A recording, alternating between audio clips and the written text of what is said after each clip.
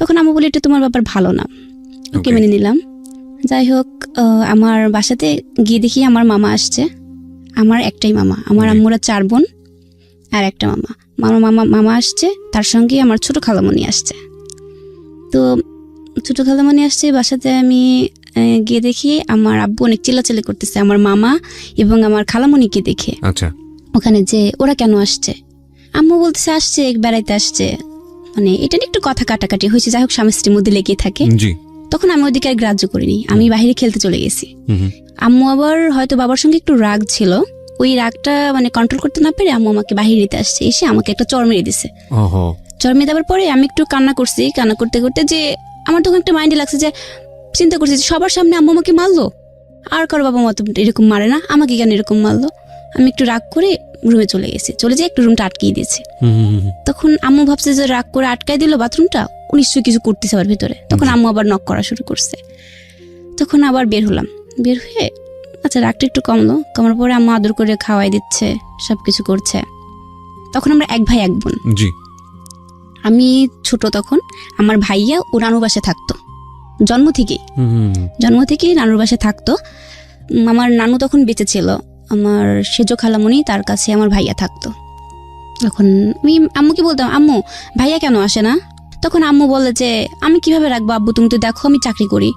আম্মু চাকরি করতো ঢাকা শক্তি ফাউন্ডেশন। আচ্ছা, সামনে ঈদ, রমজান মাস আসছে, খালামণিটা তো আসছেই, মামাও আসছে সাথে। এখন মামা আসছে যার কারণটা, আমার বড় ভাইয়া ওখানে আছে, আমার নানু আছে, কিন্তু আমার নানুর বাড়ির অবস্থাটা বেশি একটা ভালো ছিল না। মানে আমার বাবার বাড়ির অবস্থাটা অনেক ভালো ছিল, মানে মোটামুটি ভালো ছিল, কিন্তু নানুর বাড়ির অবস্থাটা ভালো ছিল না। যার জন্য এখানে আসছে। আসার পরে তখন আমার বাবার কাছে বলছে আমার মামা যে দুলা ভাই এখানে মানে ওখানে তো রিজন আছে, আমার ভাইয়ার নাম রিজন আছে, তো মানে ওর পড়াশোনার তো এখন টিউশনি শেষ হচ্ছে, ওর মাস্টার টাকা দিতে হবে, তো কিছু টাকা লাগবে, যদি দিন আপনি। বাবা একটু নিকৃষ্ট ভাষা যাই বকা দিছে যে পারবো না, এত এখন ঝামেলা যাচ্ছে অনেক ব্যবসা বাণিজ্যের, মানে এইসব নিয়ে দেখা যাচ্ছে রাত 3টা বাজে। তখন আমি ঘুমোচ্ছিলাম, ঘুম থেকে হঠাৎ উঠে দেখি যে প্রচন্ড চিল্লাচিল্লি হচ্ছে রুমের মধ্যে। মানে এক পর্যায়ে দেখা যাচ্ছে হাতাহাতি পর্যায়ে চলে গেছে আমার আম্মু আর আব্বুর সাথে, দুজনের সাথে। ওইটা দিয়ে আমি একটু ঘাবড়ে যাই, মানে ভয় পেয়ে যাই যে কি হবে এখন। আমি তো তখন ছোট, একটু ভয়টা কাজ করে ওটার মধ্যে, আমি প্রচন্ড ভয় কাঁপছিলাম। আশপাশে সবাই বলছে যে আপনাদের বাসাতে কি হয়েছে, এত চিল্লাচিল্লি, সবাই চিল্লাচিল্লি করছে। তখন আমি আবার ওইদিকে কান্না করে, একটু খারাপ লাগলো, কান্নাকাটি করার পরে আমি আবার ঘুমিয়ে পড়লাম। ঘুম চোখে ছিল, ঘুমিয়ে পড়লাম। তখন সকাল হয়ে গেছে।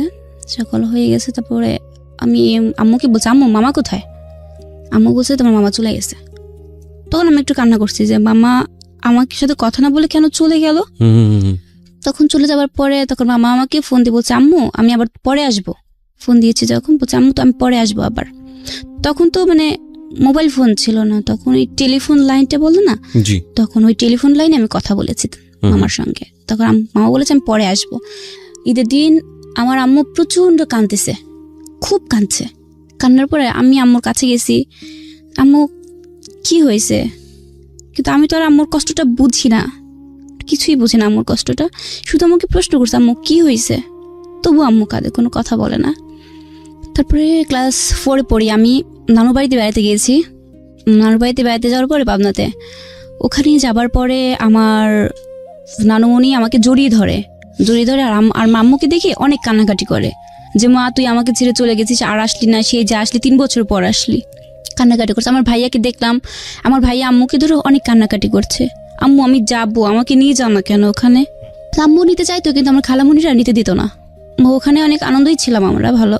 কিন্তু আসার সময় আমার বাবা তো আমাদের সাথে যায়নি, আমি আম্মুর সঙ্গে গিয়েছিলাম। ওখানে মানে তাদের এমন ছিল যে আমি তো ঢাকাতে যখন থাকি তখন তো মানে খুব ভালোভাবে চলাফেরা করি, আমার খাবারটা হইতে, কিন্তু নানুর বাসায় যখন গিয়েছি তখন তো ওখানকার খাবারটাও ছিল না সেরকম। বাট আমার খুব রাগ হতো, আমি কি দিয়ে ভাত খাবো আম্মু, আমি কি দিয়ে ভাত খাবো, আমি এখানে থাকবো না, আমি চলে যাবো, এরকম বলছি। তখন আমার স্কুলও খুলে গেল, আমি ওখান থেকে চলে আসবো। আমার ভাইয়া চিৎকার শুরু করছে, আম্মু আমি যাবো, আম্মু আমি যাবো, আমার নিয়ে যাও, আম্মু আমি যাবো। তখন নানু বলছে না তোমাকে যেতে হবে না। পরে যেতে দেয়নি, তখন চলে আসছি ঢাকাতে। কিন্তু ওখান থেকে ভাইয়া এতটা কান্নাকাটি করছে যে পরবর্তীতে আমার মামা আমার ভাইকে নিয়ে চলে আসছে ঢাকাতে। আচ্ছা, নিয়ে আসার পরে এখানে যখন নিয়ে আসছে তখন আমার বাবা কথা বলে না, মানে মামার সাথে তো কথা বলে না, কিছুই বলছে না। মামা তখন পড়াশোনা করতো, মামা তখন এসএসসি দেবে, আমার মামা এসএসসি দেবে, ওকে নিয়েও আসছে। তখন হয়তো সেটা অগ্রচরে বলছিল যে বড়াপা আমি ফর্ম ফিল আপ করবো, আমার কিছু টাকা লাগবে।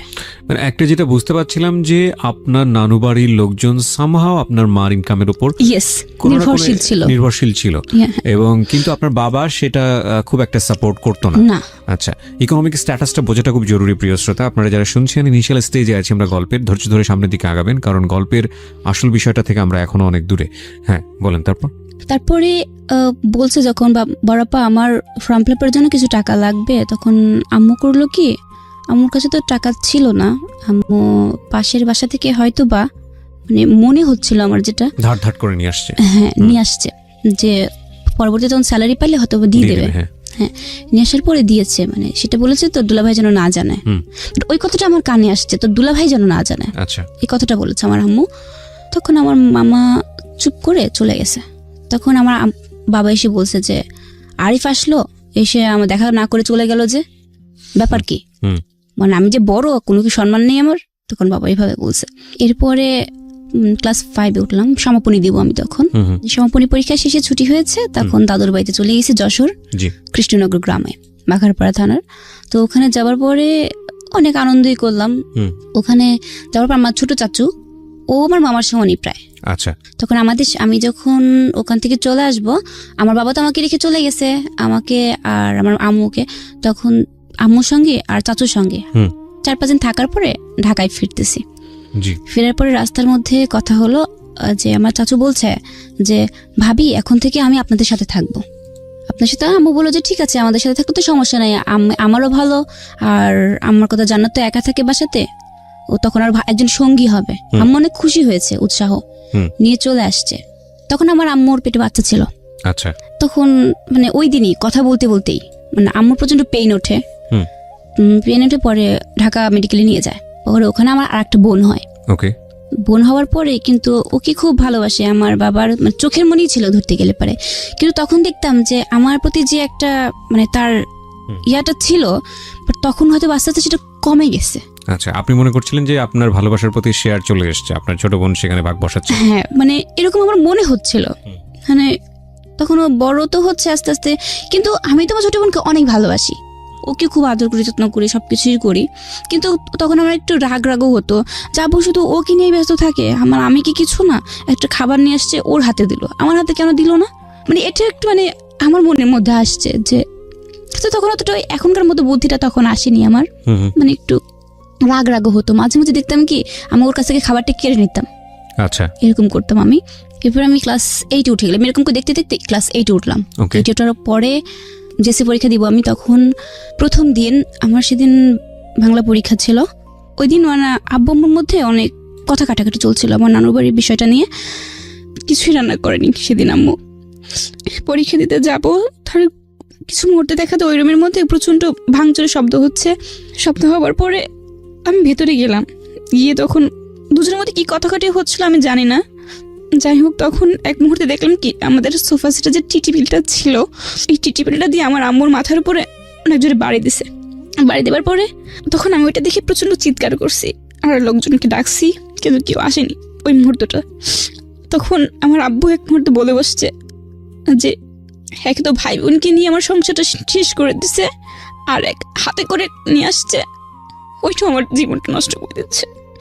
তখন আমি তো ছোট, বাট বুঝতে পারিনি যে এই কথাটা কেন বললো আব্বু, যে হাতে করে নিয়ে আসছে, মানে এটার মানেটা কি। আমি তবুও বুঝতে পারিনি যে বাবা কি বোঝাতে চাচ্ছিল। পরে নিজের প্রত্যেকটা এলাকার লোকজনকে আমি ডাকছি যে সবাই একটু আসেন, আমার আম্মুটা একটু হসপিটালে নিয়ে যাব, এক থেকে পরীক্ষা দেরি হয়ে যাচ্ছে। কিন্তু একটা ব্যক্তিও আসলো না। সবাই বলে কি একটু মার্ডারের মতো, কেউ হাত দেবে না পুলিশ না আসা পর্যন্ত। তখন অঝরে শুধু কাঁদছি আর কাঁদছি। তখন আমার পাশের ইউনিটের একটু যে ছিল, পরে সে আসছে। আমি বলছি আন্টি একটু হেল্প করেন না আমার সাথে, আমার আম্মুকে আমি হসপিটালে নিয়ে যাব। তখন উনি হেল্প করছে। আমার কাছে কোনো টাকা ছিল না, কোনো টাকা না থাকার কারণে আমি যে কি করব মাথার মধ্যে কোনো কিছু আসছিল না। একদিকে পরীক্ষা, পরে আন্টি বললো কি আম্মু তুমি কান্নাকাটি করো না, তুমি পরীক্ষা দিতে চলে। আমি আমি পরীক্ষা দিব না, আমার আম্মুর এমন অবস্থা, আমি পরীক্ষা দিব না। তখন আম্মু বললো যে যাও তুমি। তবু তারপরে আমি আম্মুকে এরকম রেখে আন্টিকে বারবার বলে গেছি যে আন্টি একটু দেখেন, আমি তাহলে যাই। ওই দিন আমি একা একাই, কখনো তো পথ চলি না একা একা, ফার্স্ট ওই দিন আমি পরীক্ষা দিতে গেছি একা একা। কিন্তু পরীক্ষার সেন্টারে শুধু আমার মাথার মধ্যে একটা টেনশনই আসছে, লিখছি আর বছরে কাঁদছি যে আমার আম্মুর ওখানে কি অবস্থায় আছে, আম্মু কতটা কষ্ট পাচ্ছে। আমি বাসাতে চলে গেলাম, বাসা দেখি আম্মু তো আসেনি। পর আবার হসপিটালে গেছি, গিয়ে দেখি আমার আম্মুর এখান থেকে তো চুল কেটে ফেলছে, তো এখানে 8টা সেলাই দিচ্ছে আম্মুর। তখন আম্মুকে জড়াই ধরে আমি প্রচুর কাঁদছিলাম, আম্মু তোমার খুব কষ্ট হচ্ছে। আম্মু বলছে না আমার কোনো কষ্ট হচ্ছে না। মাকে জিজ্ঞেস করলেন না যে মা এই কথাটা কেন বললো বাবা? তখনও কিছু বলি নাই আমি, তখনও কিছু বলেননি না। তারপর বাসাতে চলে আসছি আম্মুকে নিয়ে, ওই দিনই রাতে চলে আসছি বাসাতে। তো আস্তে ধীরে পরের দিন সকালে জিজ্ঞেস করতে, আচ্ছা আম্মু একটা কথা বলি, রাগ করবে না তো? আম্মু বলেছে না আব্বু বলো। আমাকে আচ্ছা আম্মু, আব্বু এই কথাটা কেন বললো যে হাতে করে এক নিয়ে, মানে এটা কি বোঝাচ্ছে আব্বু? তখন আমার প্রথম দিনকার কথাটা মনে পড়লো, যে তখন আমি তোমাকে জিজ্ঞেস করছিলাম যে আমি তো খাতায় লিখছি যে তুমি বলছিলে যে আমার বাবার নাম নাকি ভালো নাম নাকি আব্দুল মজিদ, তাহলে কি আমি কি ভাববো আমাকে বলো। তখনকার চিন্তাধারার ক্লাস 8 বড় চিন্তাধারা তো দুটো ব্যতিক্রম। জি, চিন্তাধারাটা মানে তখন আমি একটু হলে বুদ্ধি হয়েছে, আমি বুঝতে পারি কিছু। তখন আম্মু তবু কোনো চুপ করে আছে একদম। তারপরের দিন আবার আমার নানু নিচে, উনি যেখান থেকে খবরটা পাইছে চলে আসছে আমাদের এখানে। মানে আসার পরে তখন ওরকম আম্মুর দেখিয়ে প্রচণ্ড কান্নাকাটি করার পরে আমি তখন নানুকে প্রশ্ন করছি, নানু মানে আমার মাথায় হাত দেওয়াইছে, আজকে আমাকে একটু সত্য কথা বলো, তুমি এতদিন আমাকে প্রশ্ন উত্তর দাও, আজকে তোমাদের ফাইনালি সব বলতে হবে যে কি। তখন আমার নানু সবকিছু বলে যে হ্যাঁ, যে তোমার বাবা আমার যে জন্মের পরপরই নাকি ফেলে রেখে চলে গেছে, পরপর তার কোনো খোঁজ খবর কিছুই নেয়নি। আমার আম্মু নাকি যখন প্রথম তার বাসাতে গিয়েছে খোঁজ নিয়েছে, কিন্তু সে গিয়ে দেখে যে তার আগের 3টা সন্তান আছে। আমার আম্মু গিয়ে দেখছে, আম্মাকে কোলে নিয়ে যায় ওখানে। তখন তো আমি নাকি অনেক ছোট একদম। তার মানে বিষয়টা দেখা যাচ্ছে হচ্ছে আপনি যে বাবার ঘরে আছেন তিনি আসলে আপনার জন্মদাতা পিতা নন, আপনার জন্মদাতা পিতা অন্য কেউ। এই মেসেজটা আপনি তখন জেনেছেন। বিনীতভাবে আপনাকে অনুরোধ করছি আজকে শেষ পর্যন্ত জীবন গল্পটা শোনার জন্য। আরও একবার মনে করিয়ে দিচ্ছি, আপনারা শুনছেন প্রাণ মিস্টার ম্যাঙ্গো ক্যান্ডি প্রেজেন্স জীবন গল্প। আমি আরজি কিবরি আপনার সঙ্গে রয়েছি। একই সাথে একটা জিনিস বলতে চাই, সেটা হলো যে সিচুয়েশন যখন একটু কড়া, ওখানে যখন আমাকে নিয়ে নাকি গিয়েছিল, সব প্রতিটা কাহিনী বললো আমার কাছে। তখন নানির কাছে আমি সমস্ত কাহিনীটা মানে ডিটেলস জানতে চাই যে আসলে আমার আম্মুর জীবনে কি হয়েছিল। তখন নানু বলে যে তখন আমার জন্মের পর নাকি বাবা ফেলে রেখে চলে যায়, মানে আমি হসপিটালে থাকতি, আমার বাবা ফেলে রেখে চলে গেছিল আমাকে। তখন আমার ভাইটা মানে ছোট বলতে কি 2 বছর হয়তো বয়স এরকম হবে আমার ভাইয়াটার, আর আমি তখন জন্ম হয়েছে। ফেলে রেখে চলে গেছে বলতে সে সৌদিতে চলে গেছে। আচ্ছা, সৌদিতে চলে গেছে। বাট আম্মু অনেক খোঁজাখুঁজি করেছে, কিন্তু তার ঠিকানা কোথাও পায় না। কারণ আম্মুর যখন নাকি বিয়ে হয়েছিল তখন আম্মু তো জানতো না যে তার বাড়ি কোথায় বা কোনো কিছু। কারণ আগের দিনে যখন বিয়েটা দিয়েছে হয়তো হুটহাট করে দিয়ে দিয়েছে, সামহাউ কমিউনিকেশনটা হয়নি আর কি। ওকে, নো প্রবলেম। তারপর তখন ওখানে যাওয়ার পরে আম্মু আমাকে নিয়ে গেছে, ওই অবস্থাতেই অসুস্থ অবস্থাতেই গেছে। তখন আমার বয়স নাকি 10 দিন। ওই অবস্থা গিয়ে দেখে যে তার ঘরে সন্তান আছে, 2টা মেয়ে আছে, একটা ছেলে আছে। তাহলে তো কিসের অভাব? আমার মানে তখন আম্মু বলছে যে ঠিক আছে, তার তো ঘরে সবই আছে, তাহলে আমি কি?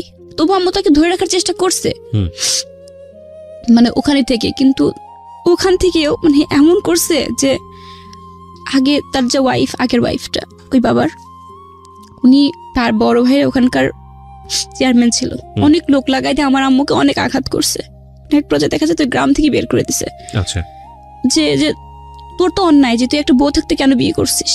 কিন্তু আম্মু তখন সবাইকে বলছে যে এই কথাটা যদি আমাকে বা আমার ফ্যামিলিকে বলতো, মানে আম্মু তখন এসএসসি পরীক্ষা দেবে, আমার যখন জন্ম হয় তখন ওই টাইমটা, তখন আম্মু বলতো যে আমি তো একটা শিক্ষিত মেয়ে, আমি জেনে শুনে কেন আরেকজনের সংসারে ভাঙবো ভাই, আমি তো কোনো কিছু জানতাম না বা আমার ফ্যামিলি জানতাম, আমার ফ্যামিলি এটা দিয়েছে বিয়ে। তখন আম্মু অন্য থেকে বোঝানোর চেষ্টা করেছে, বাট বোঝাতে পারেনি, আচ্ছা গ্রাম থেকে বের করে দিচ্ছে। তবুও আম্মু চেষ্টা করছে ওনার সাথে কন্ট্রাক্ট রাখার। এরকম করতে করতে নাকি আমার বয়স 3 বছর 4 বছর পর্যন্ত যোগাযোগ রাখার চেষ্টা করছে। খরচ দিত বলতে মানে মাসে নাকি 2000 টাকা করে পাঠাতো, আচ্ছা এইভাবে পাঠাইতো ওখান থেকে। কিন্তু পরবর্তীতে এক পর্যায়ে দেখা গেল যে দেয়ই না। তখন আমার নানুরা নাকি কন্ট্যাক্ট করার চেষ্টা করছে, সমস্ত ফোন সবই বন্ধ করে দিছিল তারা। তখন ওখান থেকে ডিভোর্স পেপারটা পাঠিয়ে দিছিল, আচ্ছা যেভাবেই হোক। এখন আম্মু তো একটা মেয়ে কখন তো মনে চায় না যে তার সংসারটা ভেঙে যাক, 2টা বাচ্চা হয়েছে। জি তখন গ্রামের লোকজন, আম্মু মাইট টাইট খাওয়ার পরে গ্রামের লোকজন বলে তুই এই সংসার থেকে কি পাবি, তার তো ছেলে আছে মেয়ে আছে সবই আছে, তুই ছেড়ে দে। আম্মু বলছে না আমি তার সামনাসামনি কথা বলবো। কিন্তু সে সামনাসামনি কখনো ফেস করেনি, নাকি আম্মুর দেশের বাইরে ছিল। ডিভোর্স পেপার পাঠানোর পরে হয়তো ব্রেকআপ হয়ে গেছে। পরে তার পরবর্তীতে 2টা বছর আম্মু নাকি বাড়িতেই ছিল।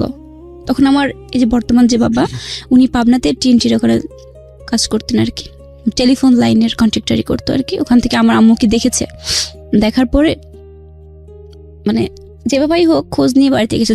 যাওয়ার পরে দেখে যে আমি তখন ছোট, আমার বড় ভাইটাও ছিল, সবকিছু জেনে শুনে আমার আম্মুকে আর কি বিয়ে করে, প্রস্তাবের মাধ্যমে বিয়েটা করে।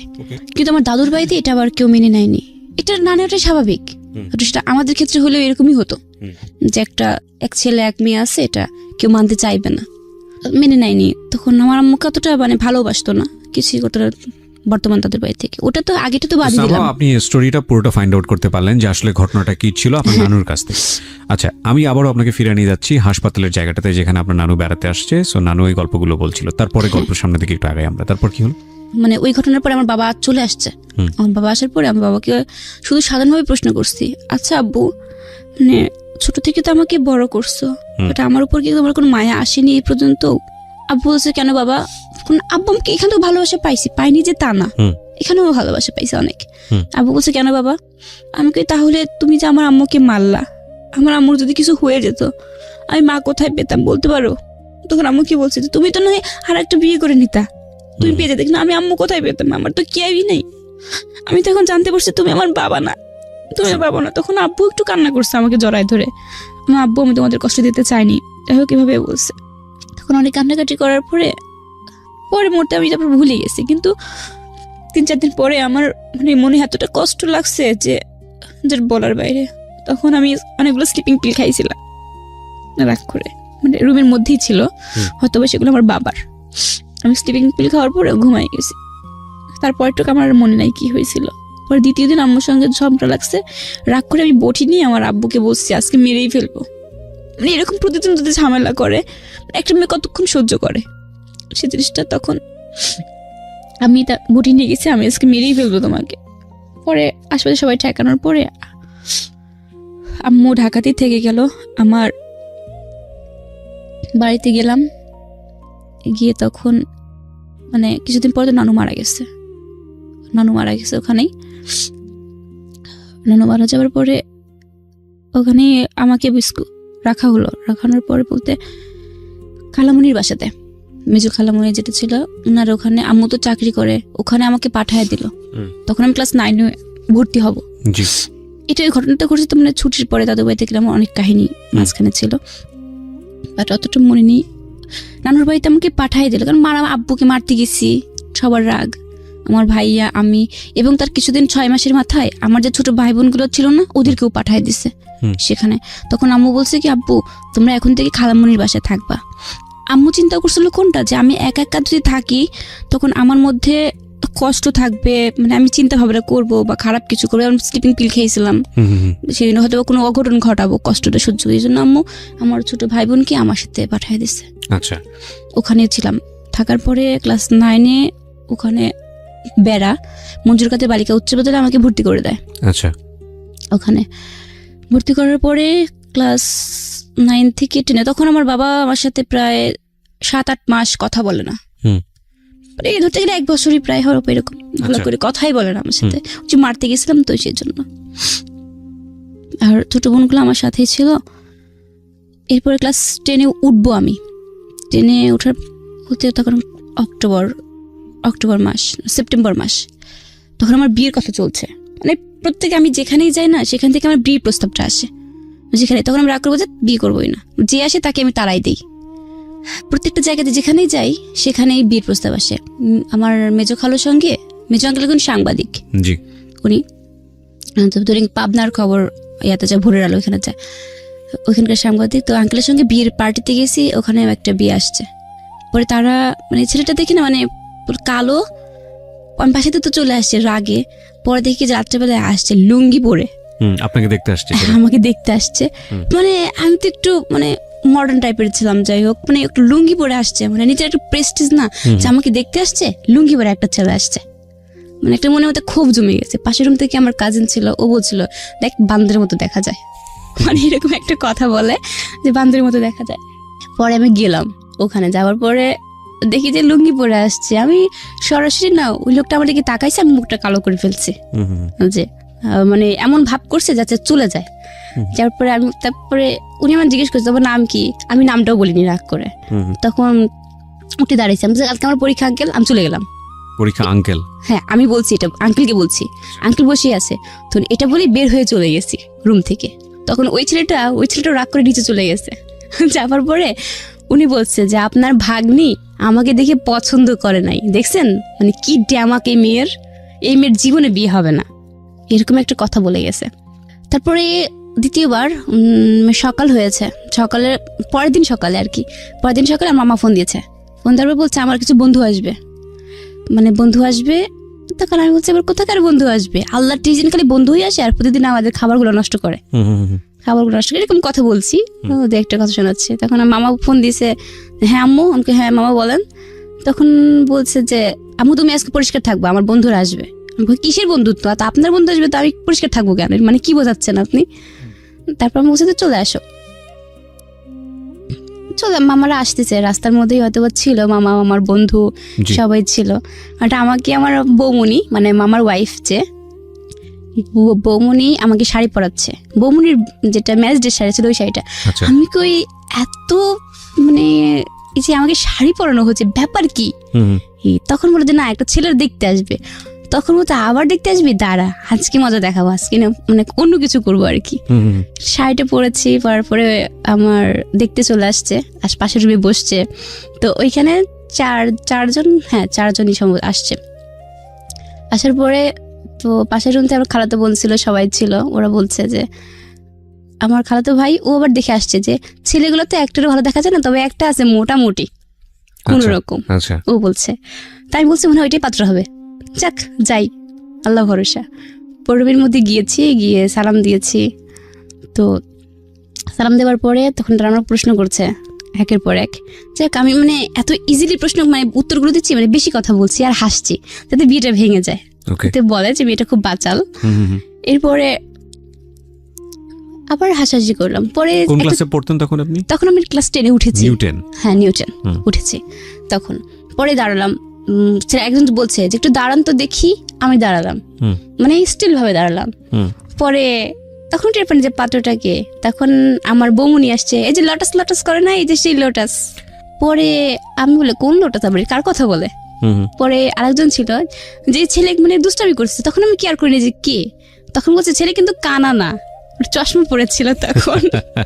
মানে আমাকে বোঝাচ্ছে ছেলে কিন্তু কানা না, ছেলে মানে দেখতে পারে, যে দেখতে পারে। ছেলের দাঁড়াতে একটু পরে দাঁড়াইছে, মানে ছেলেকেও দাঁড় করানো হয়েছে। হ্যাঁ ছেলেকে দাঁড় করাইছে, চশমাটা খুলছে। মানে তখন কথা হচ্ছিল মানে ফ্রেন্ডলি এরকম ভাবে, তখন কোনো ঈর্ষা প্রসঙ্গ হয়নি। আর আমি তো মানে যত কথা বলতে পারি যাতে বিয়েটা ভেঙে যায় সেরকম কথা বলছি, হাসছি। তখন সেক্ষেত্রে একটা পাশে থেকে একটা লোক বলেই ফেলছে যে মনে হচ্ছে যে আমি পাত্র, ওই ছেলেটাই হচ্ছে পাত্রী, এ ধরনের কথাটা বলছে। তার পরবর্তীতে আমার হাতে টাকা দিল, 1000 টাকা দিয়েছিল মানে খুশিতে। পরের পাশের রুমে চলে গিয়ে আমার খালাতো বোন ছিল, ও হাত থেকে টাকাটা কেড়ে নিয়েছে। আর ওরা খাওয়া দাওয়া করছে, আর আমি বলছি রাক্ষস খাইতে আসছে, এরকম বলছি, রাক্ষসটা খাইতে আসছে। পরে ওরা চলে গেছে। পরে পরবর্তীতে দেখা 2 ঘন্টা পর আবার বিয়ে আসছে। তখন আমি আল্লাহকে বলছি, আল্লাহ এবার কি আমি মানে জবাই হয়ে যাই, মানে দুষ্টামি করে সবাই বলছে এবার কেমন যাবো কি, মানে আগের দিন পরের দিন এটা কি শুরু হয়েছে আমার লাইফে। এটা আম্মুকে ফোন দিছে যে পরে ওদের বাড়িতে কি হয়েছে আমি তো সেটা জানি না, মানে তার পরের সপ্তাহে দেখি যে আমার আম্মু চলে আসছে। আচ্ছা, আমার আম্মু আসছে। আমার বাবা তো আমার সাথে কথা বলে না, সে তো আগে বলেছি। জি, আমার বাবাকেও জোর করে নিয়ে আসছে আমার আম্মু, ওকে, যে জান্নাতের বিয়ের কথা চলতেছে এরকম। তখন আমার মনের মধ্যে না মানে কাঁপছে, ভয় পাচ্ছি, কান্না করছি। বলছি লাইফে একটা মেয়ের জীবনে কি থাকে, একটা প্রেম করতে পারলাম না জীবনে।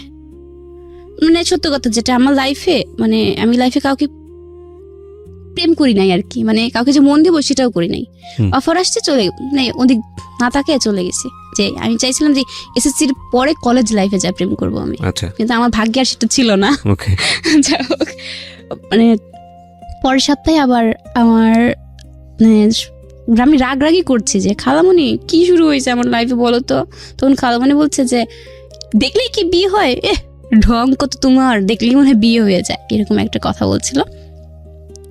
তারপর বললাম আসলে তো ঠিক, যে প্রথম দিন দেখে গেছে, দ্বিতীয় দিন মনে হয় কিছু হবে না, আজকে ইচ্ছা মতো দুষ্টামি করবো, যাতে মুরব্বী যেগুলো আসে সেগুলো চলে যায়।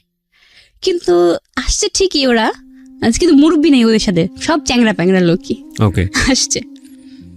আসার পরে মানে ওই দিন কথা হচ্ছে, আমাকে দেখতে আসলো, আমাকে প্রশ্ন আবারও আগের মতোই প্রশ্ন করছে যে তোমার নাম কি, অনেক কথা জিজ্ঞেস করার পরে বলছে তুমি রান্না করতে পারো। আমি এটা আবার কে না পারে, তো সবাই পারে রান্না করতে, এরকম বলছে। পেঁয়াজ মরিচ দিয়ে কোনো রকম করে দিয়ে গেল, আবার বাঙালি রান্নার বৈচিত্র্য। আমি রান্না পারতাম না তখনও অতটা, মানে কোনো রকম করতে পারতাম খাবার মধ্যে, ইজিলি বলছি কে না পারে এটা। আমিও পারি এটা, আসলে রান্না it's not a difficult thing. আমারও মনে হয় যে রান্না আমাকে কেউ কখনো শেখায় নাই। কি করবেন, প্রথমে পেঁয়াজ মরিচ দিবেন, জিরা দিবেন, থেকে কি সব ভেজে ফেলে তারপরে দেন, যা দেওয়ার দিয়ে পানি দিয়ে সিদ্ধ করে ফেলেন, এটাই তো বেসিক রান্না, তো আসলে এটাই। হ্যাঁ, তারপরে আমাকে আবার প্রশ্ন করছে যে তুমি কি খেতে পছন্দ করো, মেয়েরা তো সাধারণত টক খায়। আমি বলছি না, আমি টক খেতে পছন্দ করি না, মানে নর্মাল ভাবে যে বলছে আমি মিষ্টি খাই অনেক। সত্যি সেটা আমি লাইফে মানে মিষ্টির পাল্লা 2 কেজি মিষ্টি একা খেয়েছি, এটা আমি ফার্স্ট হয়েছি সেখানে। বাট আমি মিষ্টি খেতে অনেকটা পছন্দ করি। তারপরে দেখা যাচ্ছে ওখানে গেলাম, চুপচাপ বসে আছে বারান্দার মধ্যে, যে বিদ্যুৎ চলে গেছে, এত পরিমাণ গরম, মানে একদিকে হালকা হালকা বৃষ্টি হচ্ছিল, একদিকে প্রচন্ড গরম হচ্ছিল।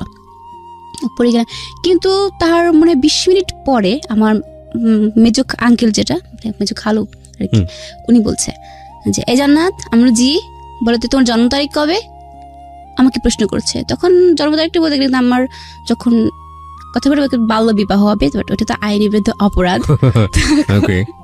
এখন জন্ম তারিখটা অনেক আগায় দিছে ওখানে। যাই হোক, মানে আপনি জানেন না উপরে কি হচ্ছে না, আমরা জন্ম তারিখের কথা কেন জিজ্ঞেস করি, একটা কনফিউজ মনে হচ্ছে যে কি, মানে কেন জিজ্ঞেস করতে পারে। খালামণি কি বলছে, খালামণি কি হচ্ছে উপরে, কিন্তু আমার আম্মু কান্না শুরু করছে অলরেডি। আমার আম্মু প্রচন্ড কান্না কাঁদছে আমাকে জড়ায় ধরে। আমাকে আম্মু কি হয়েছে, মানে যেটা সত্য কথা, আমার আম্মু বিয়েতে রাজি ছিল না। প্রথম আর কি আমার যার সাথে বিয়ে ঠিক হবে আর কি, সে ছেলেটা একদম রোগা ছিল তখন, রোগা টাইপের।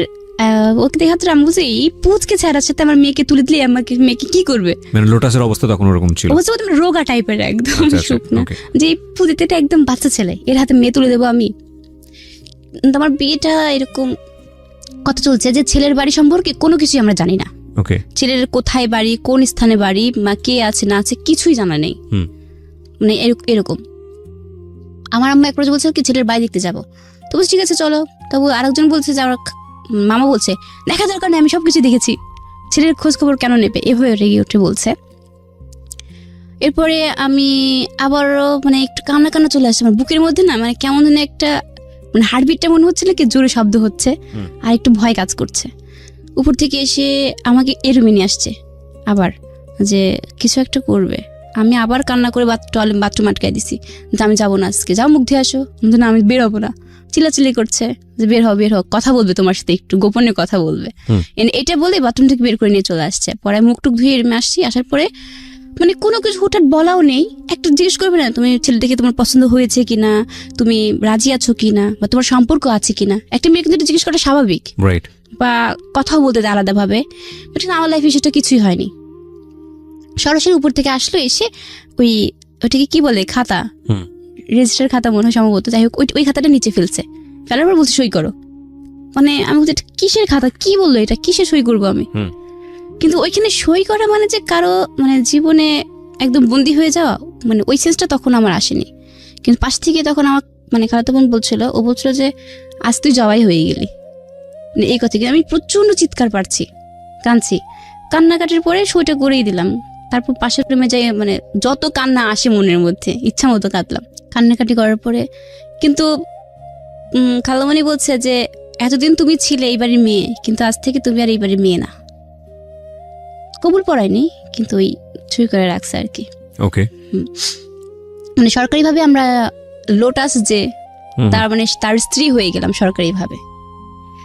কথা বললাম, মানে দুজন ফোনে কথা আলাপ হয়।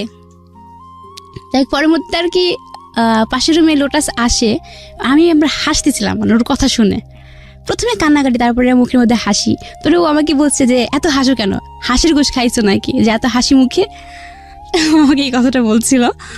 পরে কোনো কথা না বলে চলে গেলাম, মানে ও চলে গেল ওর মতো, আমরা এখানে। পরে বাসাতেও চলে গেছে।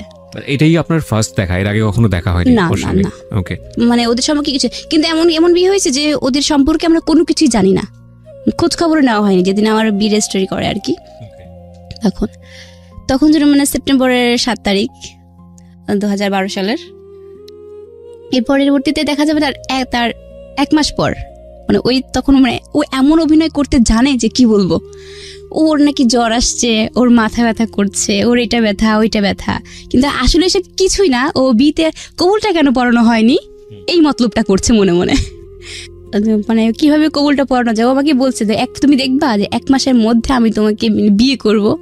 আমি বলছি কখনই পারবো না, বিয়েতে এমনিতেই হয়ে গেছে, আর ক্ষেত্রে কখনো হবে না, আমি এসএসসি দিব তারপরে। বলছে না, দুজনের মধ্যে অনেক কথার মধ্যে আর কি। যাই হোক, আর রেজিস্ট্রি করার পরে যে প্রেমটা হয় আর কি, আপনাদের মধ্যে সেই ব্যাপারটা ছিল। হ্যাঁ, ইয়েস। পরে আমার ফার্স্ট মানে ওর দেওয়া উপহার একটা মোবাইল ফোন। ওকে, হ্যাঁ, একটা মোবাইল ফোন আমাকে দিয়েছে। কিন্তু ফোনটা দিয়েছে, আমি অনেক খুশি হয়েছি। প্রথমে একটা ফোন পেয়েছি, আগে ফোন ছিল বাটন ফোন, বাট এখন স্ক্রিন টাচ একটা ফোন পেয়েছি, দামি ফোন। তখন ওর সঙ্গে আমার খালামণি একটা পার্সোনাল রুম দিয়েছে, যে কখন কথা বলো। তো কথা বলছি, ও দেখি যে ঘুম পাড়তেছে, ওখানে এসে ঘুমাই গেছে। তারপর বিকেল হয়ে গেল, ও চলে গেল ওর মতো। এরকম তো আশেপাশের লোকজন দেখলে খারাপ বলে, যে ছেলে এত যাতায়াত করে কেন, এখনো মেয়ে উঠায় নিয়ে যায়নি। গ্রাম অঞ্চলে তো এটা বলে থাকে স্বাভাবিক। এরপরে তার দ্বিতীয় সপ্তাহ পরে আমার শাশুড়ি আম্মা যে উনি আসছে আমাকে দেখতে। এসে আমাকে দেখে অনেক খুশি যে টুকটুকি একটা মেয়ে পেয়েছি। আমাদের মানে প্রত্যেকটা মেয়ে, মানে আমি একটু চঞ্চলা, কথা বলি বেশি, তখন সবাই আমাকে ভালোবেসে মেনে নিয়েছে। দেখাশোনার পরে ওরা চলে গেল। তার আবার 1-2 সপ্তাহ পরেই ওরা আবার খবর পাঠাইছে যে আজকে বিয়ে পড়াতে আসবে, এরকম কাহিনী। 1 মাস পরেই আবার বিয়ের কাহিনী চলছে, আবার চিল্লাচিল্লি শুরু করছে যে আমার কথার কোনো দাম নাই, যে আমার সঙ্গে এর বিয়ে হচ্ছে, তখনই কিছু বললা না, এখন আবার আমার অনুমতি ছাড়া বলছে আবার কবুল পড়ায় দিবা। এটা কি খেলনা পাইছো আমাকে, আমি কি মেয়ে না, আমি মরে যাবো কিন্তু এরকম করলে। এরকম দুষ্টামি করে কথা বলছি আর কি। আর কান্নাকাটিও করলাম যে কোনো মেয়ে পায় না, রেসপন্স পায় না। কিন্তু সেই তখন আবার আমার বিয়ে যখন পড়ানো হবে, আমার বাবা আসবেই না, বেশি বলছে বিয়েতে। মেন কথা মানে বাবার রাগ যে আমি যাবোই না বিয়েতে। আমি অনেক কান্নাকাটি করে বাবাকে ফোন দিলাম, আব্বু তুমি আসবা না, তুমি না আসা পর্যন্ত আমি কিন্তু কবুল বলবো না, আমি বলছি। তো বাবা এক পর্যায়ে রাজি করালাম, অনেক বলে 2 ঘন্টা কথা বলার পরে বাবা রাজি হয়েছে, ঠিক আছে আমি আসছি না, এটাই। আব্বু চলে আসছে। পরের দিন ভোরে এসে আব্বু নামছে, নামার পরে কথা বললাম, আব্বুকে অনেক বোঝালাম, মানে আগের কথাগুলা পরে কথা। আব্বু যেভাবে আমার অন্যায় হয়েছে মাফ করে দাও। আমি তবু বাবা, আমি সেক্ষেত্রে বলছি আব্বু আমাকে মাফ করে দাও, আমার ভুল হয়ে গেছে, মাফ চেয়েছে। কারণ আমি তো আর সারা জীবন তোমার সঙ্গে, আমি তো পর হয়েই গেছি, আমাকে তো তাড়িয়ে দিচ্ছ তোমরা। পরের দিন বিয়ের সময় চলে আসছে ওরা, আমার যে বিয়ে পড়ায় রাখবে, তখন ওরা সব ওদের বাড়ি থেকে সব লোকজন চলে আসছে, প্রায় 20 জনের মতো লোক আসছে। আমার জন্য একটা নর্মালি একটা শাড়ি নিয়ে আসছে, নর্মালি আর কি একটা শাড়ি নিয়ে আসছে, আর একটা জুয়েলারি একটা নিয়ে আসছে, ওইটা পরে বিয়ে পড়াবে। আচ্ছা পড়লাম, পড়ার পরে এখন কবুল পড়াবে। কিন্তু যখন খাতা সই করছিলাম তখন তো একটু কাঁদছি, কিন্তু যখন কবুল বলতে গেছে তখন আরো চিৎকার, যে হায় হায় টিভি সিনেমায় কবুল দেখিয়ে যে তার শ্বশুর বাড়ি নিয়ে যাবে। টিভি সিনেমায় কবুল দেখেন, ওই সময় কান্নাকাটি করে, সেজন্যই কি আপনি কান্নাকাটি করছেন নাকি অন্য কোনো ফিল ছিল? ওই জন্য না, আসলে কান্নাকাটিটা করছিলাম এই জন্য যে আজকে বলে আমাকে বিদায় করে দেবে, আচ্ছা, মনে হয় আমার কিছুই হলো না, অনুষ্ঠান হলো না, আমার কিছু তো মনে হলো হয় না। এই সময়টাতে বেশি কান্নাকাটি করা উচিত ছেলেদের, কিন্তু আমি জানি না, মানে মেয়েরা ওই একদিনই কেঁদে নেয়, বাকি সারাটা জীবন ছেলেরাই কাঁদে। ন্যাচারালি আমার কাছে এটা ফিল হয়। বাই দ্য ওয়ে, এটা জাস্ট আ ফান, বাট কেন যে মেয়েরা কাঁদে আই ডোন্ট নো। কাঁদে আসলে কি ফিলটা হয় ওই সময়টাতে? না, ওই সময় আর কি কবুল যখন বলছিলাম যে এতদিন আম্মুর আন্ডারে ছিলাম, বাবার আন্ডারে ছিলাম, কত স্বাচ্ছন্দ্য ছিলাম, কিন্তু খালাতো বোন কিন্তু দেখছি যে স্বামী যা বলে ওইটাই শুনতে হয়। আচ্ছা, এরকম সেন্সটা ছিল তখন। কিন্তু মানে জীবনটা শেষ করে দিল না? হ্যাঁ, আমার লাইফটা মানে তখন একটা মনের মধ্যে খুব জাগিয়েছে, একটা প্রেম আসলো না জীবনে, বা মানে প্রেম করে যে কি আনন্দ ওইটাও পাইলাম না আমার জীবনে। কি হলো লাস্টে একদম প্রথমে তো একটা কাজ করলোই, এখন আবার আর একটা। ওকে, যাই হোক, কবুলও হয়ে গেল আমাদের। তো ও আমাদের বাসায় আসছে, আসার পরে মানে ওর ভাবটা এমন যে যেতে চাচ্ছে না। ওকে, তো ওই দিন আবার ওকে যেদিন কবুল পড়ায়, আমাদের বাসা থেকে চেন পড়াইছে ওকে একটা, ওকে, মানে পড়ায় রাখছে আর কি। রাখার পর ও আর যেতে চাচ্ছে না, গেলও না সাথে, না যাবার করেও থেকে গেল ওই দিন। আমরা দুজন কথা বললাম, বিদ্যুৎ নেই, প্রচন্ড গরম, কেমন লাগে অন্ধকারের মধ্যে গ্রামে। দুজনের মধ্যে অনেক কথা, মানে ওর মনে যত কষ্ট আছে সেগুলো বললো, আর আমার মনে যত রাগ আর ক্ষোভ আছে সেগুলো। Sweet moment. আমাদের 1 ঘন্টা সময় শেষ হয়েছে, আরো লম্বা সময় হাতে আছে, আমরা 2টো পর্যন্ত যেতে চাই আজকের এই গল্পটা নিয়ে। যে তখন চলে আসছি, আসার পরে ওই দিনটাই মানে ভালোই কাটলো। পরের দিন অনুষ্ঠান হলো, বদ্রির বাড়িতে বউ ভাত হবার পরে আমি চলে গেলাম আমাদের বাসাতে, সেখানেও কথাবার্তা বললাম। এরপরে ওখান থেকে আমার আম্মু ছিল, তখন আমার আম্মু ঢাকাতে ফিরবে ওই দিনটাতে। আমার আম্মু আমাদেরকে বিদায় করে দিয়ে, যেটাকে বলে ফিরানি বলে আর কি, আমাদের ওখানে চলে যাব আমরা। ওই আম্মু ঢাকায় আমাদের নিয়ে চলে যাবে বলতে আমাদেরকে রেখে গেল ওই বিদায়। তখন আমার আম্মুর সঙ্গে মাঝখানে 6 মাস 1 বছর দেখা হয় না আমার। ওকে, তখন একটা মেয়ের জন্য কতটা খারাপ লাগা, যে খুব স্বাভাবিক, হ্যাঁ, অল্প বয়সের এত বছর, মানে পুরো 1 বছর আমার আম্মুর সঙ্গে কোনো দেখা নেই, কথা নেই, কেউ আসে না। আর আমার শ্বশুর বাড়িতে আসা যাওয়ার মধ্যে দেখা যাচ্ছে আমরা খালামণিরাই আসা যাওয়া করে, যেহেতু আমার নানুর বাড়ির দিকে আমার বিয়ে হয়েছে। কিন্তু আমার হাজবেন্ড, আমি সত্য কথা যেটা, আমি বাবার বাড়ি থেকে যতটা ভালোবাসা না পাইছি, আমার শ্বশুর বাড়িতে আমি প্রচন্ড ভালোবাসা পাইছি। আশপাশের সবাই, আমার শাশুড়ি আম্মা তো যে, সে তো বর্তমান যুগে এরকম আছে কিনা আমি জানি না, সকাল হইলেই ভোর হবে ডেকে দিয়ে নাস্তা মুখে তুলে খাওয়াই দেবে। উনি এরকম ধরনের মাটির মানুষ ধরতে, উনি চাকরি করে কিন্তু স্কার কোম্পানিতে। আচ্ছা, সারাদিন পরিশ্রম করে এসে তার ছেলের বউদের জন্য খাবার তৈরি করে দেয়। এরকম কয়জন করে? রাইট, এরকম কিন্তু কেউ করে না, কিন্তু সে করে। সে এমনই একজন মাটির মানুষ। এরকম করতে করতে পুরো বাসাটাই চেঞ্জ করলাম। পর আমার রেজাল্টের সময় চলে আসলো, রেজাল্ট হলো, আমি এসএসসিতে A- পেয়েছিলাম। তখন একটু ভালো করছিলাম, মানে বিয়ের সময়টা মানে বিয়ে চলাকালীন এসএসসি দিয়েছিলাম, একটু খারাপ হয়েছিল আমার। তারপরে কলেজ মোমেন্টটা, শ্বশুর বাড়ি থেকে সবাই বলেছে আমাকে কলেজে ভর্তি হতে দেবে না। তারা বলেছিল যে না, মানে আমাদের ভাড়াটিয়া ছিল বাসার ওখানকার, তো উনি বলছে যে বিয়ের পরে পড়াশোনা করতে এমনিতে যে মেয়ে রে বাবা ধানি লঙ্কা, না আমাকে সবাই বলতো ধানি লঙ্কা আর কি, এরকম বলতো। বেশি কথা বলি দেখি, আর তখন বলছে ওরে বাবা, এই মেয়ে কলেজে গেলে পারে, এই লোটাস, এই মেয়ে যদি মানে যায়, তুই গেছিস, এই বউ আর খুঁজে পাবি না। মানে ওদের চিন্তাধারা ছিল এরকম, আমি অন্য কারোর সাথে ভেগে চলে যাব এরকম। কলেজে উঠলে কলেজে ভর্তি কেউই হতে দেবে না। তখন আমার হাজবেন্ড আমাকে সাপোর্ট দিয়েছে, না ও পড়াশোনা করুক, ওর একটা ভবিষ্যতে দরকার আছে। সেক্ষেত্রে আমার হাজবেন্ডের অনেক সাপোর্ট আমি পেয়েছি। সেখানে আমার পরিবার থেকেও হেল্প করছে, ও হেল্প করছে। কলেজে ভর্তি হওয়ার মধ্যে কেউ আমাকে হেল্প করে না, কিভাবে আমি ভর্তি হব সেখানে। আমি তো চাই সরকারি কলেজে পড়তে, কিন্তু সরকারি কলেজে ভর্তি হতে চাইলে প্লাস পেতে হবে আমাকে ওখানকার দামি কলেজে ভর্তি হতে গেলে। তো আমি তো রেজাল্ট খারাপ করছি, কিছুতেই ভর্তি। আমার বড় ভাসুরকে বলছে ভাইয়া, আমার বড় ভাসুর তখন বিয়ে করেনি, মানে আমার ওই বাড়ির প্রথম বউ আমি, বড় ভাসুর বিয়ে করেনি। ভাইয়াকে বলছি ভাইয়া আমি ভর্তি হব। তো ভাইয়া বলছে যে হওয়া ঠিক আছে, তুমি ওখানে সবকিছু জমা দাও। কিন্তু দিয়েছি, কিন্তু কাজ হচ্ছে না। তারপরে দেখেছি ভাইয়া কোনো গ্রাহ্য করে না। কি করব আমি? আমার হাজবেন্ডকে বলছে যে নেতা যে ছিল পাশে তার কাছে যেতে, তো কোনো কাজ হলো না। লাস্টে আমি একাই গেলাম কলেজের মধ্যে, গিয়ে দেখলাম যে ওখানে নেতা খেতা তো আছেই। তাদেরকে বললাম যে দেখেন ভাই, আমার খুব ইচ্ছা যে আমি এই কলেজে ভর্তি হব, আমি কিভাবে ভর্তি হবে, আমার তো রেজাল্ট খারাপ আসছে, আমি ভর্তি হতে চাই। অনেক কিছু বললাম, দেখা যায় একটা জন্য অনেক কান্না করে ফেললাম ওইখানে। তারা আমাকে হেল্প করছে, আমি ভর্তি হয়ে গেছি।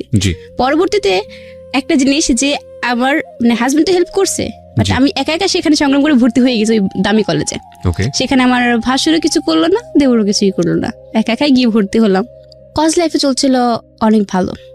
আমার ফার্স্ট ইয়ারের ফার্স্ট এক্সাম শুরু হলো। আমার এক্সাম দিয়ে আমি বাসাতে চলে আসলাম। আসার পরে এর পরবর্তীতে আবার ভালোভাবে পরীক্ষাটা দিয়ে আসলাম, সুস্থ মানুষ একদম পুরা। বাসাতে আসলাম, প্রচণ্ড শীত। পরের দিন এরকম করতে করতে লাস্ট পর্যায়ে 6টা পরীক্ষা হয়। শেষের পরীক্ষার দিন আমার পরীক্ষা, এয়ার চেঞ্জ পরীক্ষা শেষ হওয়ার পরে লাস্ট দিন বাসায় চলে আসলাম। আসার পরে শুয়ে আছি, আমি ঘুমিয়ে। আমার পাশে হাজবেন্ড ছিল, মানে যে কোনো একটা টেনশনে দুজনের মধ্যে কাজ করছে, মানে ওর মনের কথাগুলো বলছে আর আমি সেগুলো শুনছি। কিন্তু আমার প্রচণ্ড সেদিন মাথা ঘুরছিল। ঘোরার পরে আর দুজনের সাথে কথা বলতে একটু মন মালিন্য হয়েছে। পরে আমার হাজব্যান্ড চলে গেছে, বাসাতে কেউ নেই, আমি একা ছিলাম সেদিন। শীতের মধ্যে কম্বল গায়ে দিয়ে শুয়ে আছি। ও তো চলে গেছে, যাবার আমি ঘুমিয়ে আছি। ঘুম থেকে ওটা হঠাৎ ঘুমের 1 ঘন্টা পরে দেখছি যে আমার প্রচন্ড মাথা ঘুরছে, কিন্তু কেন মাথা ঘুরছে আমি বুঝতে পারছি না কিছু। বিয়ের কত বছর পরের ঘটনা? এটা বিয়ের 2 বছর পর। বিয়ের 2 বছর পরে, ওকে। তারপরে মাথার এত পরিমাণ ঘুরছে আমার, কিন্তু কেন ঘুরছে কিছুই বুঝতে পারছি না। তারপরে আমি উঠলাম। না, কিছু একটা ইন্টারাপ্ট করছিলেন আপনি, বলেন, সমস্যা নাই। আমাকে বলছে ও। আচ্ছা আচ্ছা, হ্যাঁ। তারপরে ঘুম থেকে উঠে দাঁড়িয়েছে আর কি, মানে এত পরিমাণ মাথা ঘুরছে যে কিছুই বলতে পারছি না আমি। ওকে, মানে উঠে দাঁড়িয়েছি, দাঁড়াবার পরে না মনে হচ্ছে যে আমার পুরা রুম, মানে অন্ধকার জোনাকি যেরকম ছুটে না ওইরকম ছুটছে। ওকে, এরকম ছুটছে, প্রচন্ড মনে হচ্ছে চারদিকে। আমি কি ধরবো খুঁজে পাচ্ছি না। এভাবে একটা টিভি টলি ছিল, টলিটা ধরেছি, নিচের দিকে তাকিয়েছি। পরে তাকিয়ে দেখি কি, মানে রক্ত পুরা স্রোত ভেসে গেছে, কিন্তু ওটা বুঝতে পারিনি আমি যে রক্ত কোথা থেকে পড়েছে। মানে শরীর দিয়ে আর কি, আপনার শরীর থেকে পড়েছে। আচ্ছা, আমি বুঝতে পারি, কিন্তু ওই রক্তটা দেখে মাথা ঘুরে আরো ঘুরছে প্রচন্ড। তখন আবার নাক দিয়ে এবং মুখ দিয়ে, ওকে, নাক মুখ দিয়ে একটানা ব্লাড, ওই ব্লাডটা থামছে না।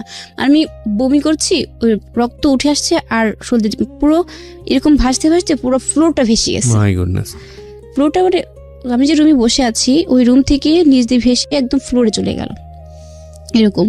কিন্তু তখন আমার মানে তখন একটু টেনশন, মানে ফোন কোথায়, আমি কাউকে যে ডাকবো ওই সেন্সটা আমার, মানে কি করবো, আশপাশে সবাইকে ডাকছি, কাউকে কোনো রেসপন্স পাচ্ছি না, ভরা শীত। তখন হাত পায়ে এরকম থরথর করে আমি কাঁপছে, মানে শরীর থেকে তো রক্তটা পড়ে যায়, তখন একটু কেমন লাগে, মানে এই ঠোঁটগুলো মনে হচ্ছিল যে ঝিনঝিন এরকম করছে। আমার চোখগুলো, তখন ফোনটা হাতে নিয়েছি, ফোন হাতে নিয়ে আমার হাজবেন্ডকে এত পরিমাণ কল দিয়েছি, রিসিভ করেন না কেউ। বিপদ আসলে যা হয়, হয়তো কোনো কাজ ব্যস্ত ছিল, হ্যাঁ, সে রিসিভই করে না।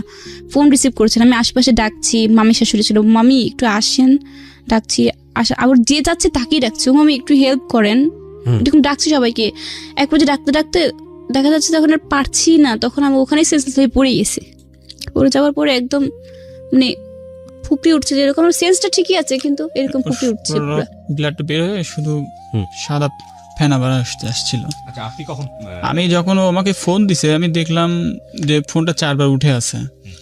তো আমি তখন কাজ করতেছি, দোকানে বসে কাজ করতেছি, করতে করতে ইতিমধ্যে আমার মামা মানে বাসায় নামাজ পড়ে ঢুকছে। জি, আমার রুম আটকানো, ওকে আবার সবাই ফলো রাখে।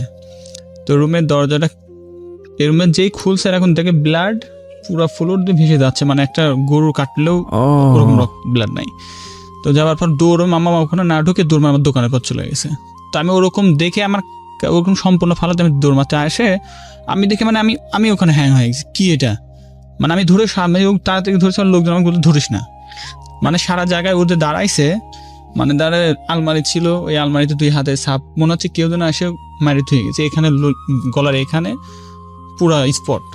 আমি পুরা সেন্সলেস হয়ে গেছি, কি অবস্থা। ওরকম আমার মামা আসলো, মামা আসে কোলে করে অমনি নিয়ে আশপাশে সবার সেন্সটা হাসপাতালে, হ্যাঁ, মানে সেন্সটা এরকম ছিল যে একদিকে তো আমি ওই ব্লু কালারের একটা ড্রেস পরেছিলাম, ওড়না পেঁচানো ছিল, তো ব্লু কালার তো রক্ত পড়ছে, তো সেখানে ব্লু রংটা তো উঠবেই, তো সেই রংটা এখানে ছাপ বসে গেছে, ধরে নিয়েছে আপনাকে কেউ জবাই করে ফেলেছে। এরকমও চিন্তা ভাবনা করছে কি, কারণ প্রথম সেন্সটা ওইরকম হয়েছে, তার পরবর্তীতে আবার কেউ চিন্তা করছে যে আমার হাজবেন্ড হয়তো আমাকে মেরে ঘরের মধ্যে রেখে গেছে, আশপাশের গ্রাম ছড়ায় গেছে, সবাই বলতেছে যে লোটাস মারছে। তো আমি বলছি আমি তো মারি নাই, যেরকম নিয়ে যাই, নিয়ে যে মানে বাসার কেউ ওই ব্লাডটা যে ধুবে সেটা ধুচ্ছে না, অলরেডি মানে প্রশাসনিক ফোন দিবে। তাই আমি বললাম কোথাও ফোন দেওয়ার দরকার নাই, মানে পুলিশকে জানাবে। পুলিশকে জানা। তাই আমি বললাম কাউকে করার দরকার নাই, ও সেন্স নেই, একদম সেন্স নাই, ওকে অমনি কোলে করে নিয়ে মানে লাইফে তো এরকম মানে কখনো এরকম নিয়ে যে হসপিটালে নিয়ে গেলাম। তো ওই মুহূর্তে ব্লাডের গ্রুপ জানা নাই আমার ওর। দেখেন গল্পটা কোথায় ছিল, কোথায় এসে দাঁড়িয়েছে এবং কোথায় যাচ্ছে সেটাও আপনার জন্য অকল্পনীয়। শুধু একটাই কথা, ধৈর্য ধরে প্লিজ শেষ পর্যন্ত আপনারা শুনবেন। আমরা ছোট্ট একটা বিরতি নেবার আগে আপনাদেরকে আবারও বলছি, এই গল্পের খুবই গুরুত্বপূর্ণ একটা ভিডিও পার্ট যারা আজকে এখানে গেস্ট হিসেবে আছেন তাদেরকে আমরা উপস্থাপন করবো আমাদের ইউটিউব চ্যানেলে। আমার ইউটিউব চ্যানেলটিতে গেলে আপনি সেখানে তাদেরকে দেখতে পাবেন। তার আগে আপনাকে সাবস্ক্রাইব করতে হবে। আমার ইউটিউবের ঠিকানা www.youtube.com/RJKebriafm, RJKEBRIAFM। চ্যানেলটিতে গিয়ে সাবস্ক্রাইব করে নোটিফিকেশন মানে ঘন্টা বাটনটা অন করে নেবেন। আমি কিছুক্ষণের মধ্যে হয়তো ভিডিওটা আপলোড করব। ঠিক আছে, তো তারপরে কি হলো লোটাস? হসপিটালে নিয়ে গেলাম। তো একটা মানুষের শরীরে যখন মানে 0 পয়েন্ট আসে তখন তার অবস্থা কি হতে পারে। তো ডাক্তার বলতেছে ব্লাডের গ্রুপ বলেন। তো গ্রুপ তো আমার জানা নাই, পাশে ওর বাসারও কেউ নাই, শুধু আমি আমার মামারা। তো তখনও আমার বাসাতে জানানো হয়নি, মানে ওর সেন্স রয়েছে, ওভাবে সেন্স রয়েছে। আমি বলতে জানা তুমি কি তোমার ব্লাড গ্রুপ জানো? 3 বার বলছে হ্যাঁ বি পজিটিভ। যখন বলছে তখন সঙ্গে সঙ্গে ব্লাডের আর কোনো নাই। পরে নিয়ে ডাক্তার বলতেছে এই রোগীকে আমরা করতে পারবো না। মানে ডক্টর ওখানে, আমি তখন পাবনা সদরে ভর্তি ছিলাম, ওখান থেকে সরাসরি কোনো টেস্ট না করেই বলে ফেলছে ব্লাড ক্যান্সার। তার ব্লাড 3 ভাগ, যখন 2 ভাগ চলে গেছে শরীরে, ডাক্তার বলতে আরো 3 ভাগ দিতে হবে। তাই আমি বললাম আচ্ছা ব্লাডটা যে দিচ্ছেন আপনি পজিশনে দিচ্ছেন, কথা ব্লাডের শরীরে কিচ্ছু নাই, মানে মোট হচ্ছে 5 ভাগ দেওয়া হয়েছিল, তো আপনি বাঁচবে না। তো আমি দেখতেছি ওর যেভাবে শরীর দিয়ে মুখ দিয়ে নাক দিয়ে ব্লাড আসতেছে, আমার তো ওদিকে আমার পুরো সেন্স কাজ করতেছে না। তো তখন ওকে আমি বললাম, ডাক্তার বললেন ঠিক আছে আপনি ব্লাডই করেন। 2 ব্যাগ ব্লাড নিয়ে করে দিল, সঙ্গে বলে রাজশাহীতে নিয়ে যান। রাজশাহী নিয়ে গেলাম। রাজশাহী নিয়ে যায় বিভিন্ন রকমের টেস্ট। আমার তো তখন মাথা খেয়াল, আমার একটাই খেয়াল যে শুধু আমি ওকে বাঁচাবো, আমার কিচ্ছু দরকার নাই। ডাক্তার বলতেছে টেস্ট করান, রাজশাহীতে দিচ্ছে। মানে এমন অবস্থাটা হয়েছে রাজশাহীতেও যে শুধু টেস্টের পর টেস্ট, মুখ দিয়ে ডক্টর এসে আমার সঙ্গে কথা বলছে, ডক্টরের মানে পায়ের উপরই মানে মুখ দিয়ে ব্লাড চলে আসছে, কিন্তু ডক্টর বলছে কিছু বুঝতে পারছে না কেন রোগটা আসছে। যে কারণে একের পর এক টেস্ট করতে করতে মানে আমার পুরো হাত আর হাত নেই, মানে এরকম পুরো ফুলে গেছে 2 হাতটা। আর আমি তো খাবার খাই না প্রায় অনেক দিন যাবত, স্যালাইনের উপরেই যাচ্ছে। ওকে, তারপর লোটাস? তো আমি ডাক্তারকে বলতেছি আচ্ছা আপনারা যে এই টেস্ট দিচ্ছেন আমি সবই মানতেছি, কিন্তু আমার রোগীর তো কোনো রকম আমি ইনফর্ম পাচ্ছি না যে ওর ব্লাড উঠতেইছে। আপনারা এত মানে না হলে যে ডাক্তার আসতে প্রতিদিনে না হলে ডাক্তার ঘুরে 100 থেকে 120 জন ঘুরবে, আসতে যাচ্ছে, আমার রোগীর কোনো আমি পাচ্ছি না। তো ডাক্তারের সঙ্গে এক মুখে আমার ঝামেলা লেগে গেল। তো আমার যে খালু শ্বশুর ছিল তাকে নিয়ে গেছিলাম, সে বললো ওটা তুমি চুপ থাকো। তো মাথা ঠান্ডা করে আমি বললাম মাথা ঠান্ডা আমার আসতেছে না। তখন ডাক্তার বলতেছে যে ওষুধ খান, যখনই ব্লাড উঠতেছে তখনই ওষুধ দিচ্ছে, অ্যান্টিবায়োটিক ওষুধ দিচ্ছে, ইঞ্জেকশন দিচ্ছে। কিছু সময় বন্ধ থাকতেছে বলে ঠিক হয়ে যাবে। তো যাই হোক এক প্রকার ব্লাডটা একটু বন্ধ হলো। 7 দিনের মাথায় ওকে আমি নিয়ে পাবনা আসলাম। মানে ফিরে বাসাতে চলে আসছি, ওখানে মনে হয় 2 সপ্তাহ পর। 2 সপ্তাহ পর আমি আবার ওকে রেখে গেছি। ও তখন একটু ভালো কথা বলতেছে, আবার কলেজে গেছি, আবার কলেজ থেকে আসছে জানার জন্য যে আমি ফর্ম ফিল আপ করতে পারবো কিনা, মানে এই ধরনের ইন্টার পরীক্ষা ফাইনাল। হ্যাঁ, তখন তো আমি গিয়েছি, বাট মনে রেজাল্ট হয়েছে কিন্তু আমি সেখানে বলছে যে হ্যাঁ এ গ্রেড পেয়েছি, মানে স্যার বলেছে। তো আনন্দ চলে আসছি, আমার কাজিন ছিল সাথে, খালাতো ভাই, ওর সঙ্গে বাসায় চলে আসার পরে আমার কলেজ ড্রেস পরাই আছে, মানে আমি তো অসুস্থ, হাঁটতে পারি না। রাজশাহী থেকে চলে আসছি, ওই বছর তো কলেজে গিয়েছিলাম, বাসাতে নিয়ে চলে আসলো আমাকে। তো আমাকে রুমে বসায় রাখছে, আমার তো প্রচন্ড জ্বর, গায়ে জ্বর, আমার গায়ে হচ্ছে আমার রেশ বের হয়েছিল এরকম ফুসকা। লোটাস বলেন। হ্যাঁ, তো আমি ডাক্তারকে ফোন করলাম যে স্যার ওর তো এরকম গায়ে কি যেন বের হয়েছে। তো বলতো এটা হলো ওষুধের রিয়াকশন। তো আমি ওকে আবার দেখতে ঠিক পাবো যে ওর কখন কোন সিমটমটা শুরু হবে, মানে ঠিক পাই আমি। তো ও যখন কলেজ থেকে আসলো তো আমি দোকানে থেকে বাসায় ফিরলাম। আমার যে শালু ছিল ছোট ভাই, ও আবার আমার খুব হেল্প করছে। তো বলতেছে ভাইয়া আমি একটু বাইরে যাবো, তুমি ওটা যাও। তা আমি ওকে দেখে আমার কেমন হলো, আমি বলতে জানো তোমার শরীর খারাপ লাগতো না, শরীর খারাপ লাগতেছে না। ও হয়তো চিন্তা করতেছে টাকা পয়সা। তাই আমি বলছি তোমার কোনো রোগ, তুমি কোনো সমস্যা হলে আমাকে বলবা, এইটা কোনো টেনশন করবা না। তো বলতেছে না। তা আমি ওকে রেখে আমার দোকানে আসছি। দোকান থেকে মোটরসাইকেলটা নিয়ে আমি একটু বাইরে গেছি। তখন আমার ফোন আসছে যে জানাচ্ছে অবস্থা খুব খারাপ। আমার কিসের মানে কি, আমার মোটরসাইকেল আমি জোরে আসতে বসে আমি তো বাইরে গিয়ে একটা একটা জিনিস ইয়ে করছে কি যে আমি যে ওরকম মানে আবার ওরকম একটা না ব্লাড তখন পরের বার আবার না আরো বেশি আসছে, কারণ 5 ব্যাগ ব্লাড নিয়েছি তখন তো শরীর অলরেডি ফুল ব্লাড আসছে, আমার প্রায় 18 পয়েন্টের উপরে ব্লাড আছে, আবার সমস্ত রক্তটাই ঝরে গেল, মানে তখন মুখ দিয়ে বেশি কয় আসছে। সপ্তাহের ব্যবধানে? এটা 2 সপ্তাহের ব্যবধানে। হ্যাঁ, আবারও এরকম। হলো হবার হোল পর ব্লাডটা দিয়েছে সেখানে, হবার পর নিয়ে আসলাম আবার ঢাকা সরাসরি, তখন সদর থেকে বলে ওখান থেকে দিয়েছে, বলছে ওরা আর গায়ে হাত দেয়নি আমার, সঙ্গে সঙ্গে আমি ঢাকা নিয়ে আসলাম, ঢাকা নিয়ে এসে ঢাকা মেডিকেল ঢাকা নিয়ে আসলাম, ওখান থেকে বাসা থেকে বের করে আবার 2 ব্যাগ ব্লাড 2 পাশে ঝুলাইলাম, ঝুলাই নিয়ে সঙ্গে সঙ্গে ঢাকাতে আসলাম, ঢাকা মেডিকেলে ভর্তি করলাম, ভর্তি কিছুতেই নেয় না, ভর্তি নেবার পর বেড নাই ফ্লোরে, তো ফ্লোর নেবার পর আমি দেখতেছি অবস্থা খারাপ, ওনারা দেখতেছে, দেখে বলতেছে সম্পূর্ণ জিনিস বের করেন, ওখানে কি কি দেখাচ্ছেন রাজশাহীতে, তো বের করলাম সব মেডিকেল রিপোর্ট বের করলাম, আপনি একটু মাইক্রোফোনে বলেন প্লিজ। মেডিকেলের রিপোর্ট বের করলাম, বের করার পর তো উনি বলতেছে এটা কোথায় কোথায় করছেন, ব্লাড দিবার সময় কি আপনারা ব্লাড চেক করছিলেন? আমি হ্যাঁ সব করা হয়েছে। তোর অবস্থা ভালো না, তাড়াতাড়ি ওনারা কি হাত দেখে ওনারা হলো করলো না, ইঞ্জেকশন কিচ্ছু দিল না, মানে দুই হাতটা ফুলে না হলো 4 কেজি হয়েছে। ওর কানের থেকে শুরু করে এই মাথা থেকে শুরু করে পায়ের যতগুলো রগ আছে মানে সব শেষ, মানে ফুটা করতে করতে ওর জায়গা নাই। তো ভর্তি করলাম, ভর্তি করার পর ওনারা ইঞ্জেকশনের মাধ্যমে ওষুধ দিল, 1000 পাওয়ার এরকম ওষুধ, একটা ইঞ্জেকশনের পাওয়ার 2500 3000, আবার যে ওষুধ দিছে ওষুধের পাওয়ারও এরকম। দেবার পর আমি বললাম এটাতে ক্ষতি হবে না, না সমস্যা নেই, আপনার হাতের অবস্থা ভালো না, কিছু খুঁজে পাবো না। তো দেবার পর ঢাকায় একই পরিস্থিতি, মানে দিন যাচ্ছে, আমার বিরক্ত হয়ে যাচ্ছে, আমার কেউ বলে না আসলে রোগটা কি না এখানে। তারপর আরো কাহিনী বলছে লাস্ট পর্যায়ে দেখা যাচ্ছে তখন কোনো রোগ ধরতেই পারে না, মানে সেখানে মানে রিপোর্টে আসে, হেপাটাইটিস রিপোর্ট আছে, ওখানে শুধু আসছে কি যে ব্লাডটা শরীর থেকে ঝরে যাচ্ছে, কিন্তু কেন ঝরে যাচ্ছে ওইটা ওঠে না, শুধু যাচ্ছে যে ব্লাডটা চলে যাচ্ছে। তো আমি ঢাকা মেডিকেলে ওকে নিয়ে করার পর যখন 4 দিন, তখন ঢাকা মেডিকেলে রাজশাহী মেডিকেলে ঢাকা মেডিকেলে আবার মানে ডাক্তারের এটা বেশি, মানে পর্যাপ্ত প্রতিদিন ওকে আসে একের পর টেস্ট দিয়ে যাচ্ছে, তখন আমার আর ভালো লাগতেছে না, বড় ডাক্তার আসে না।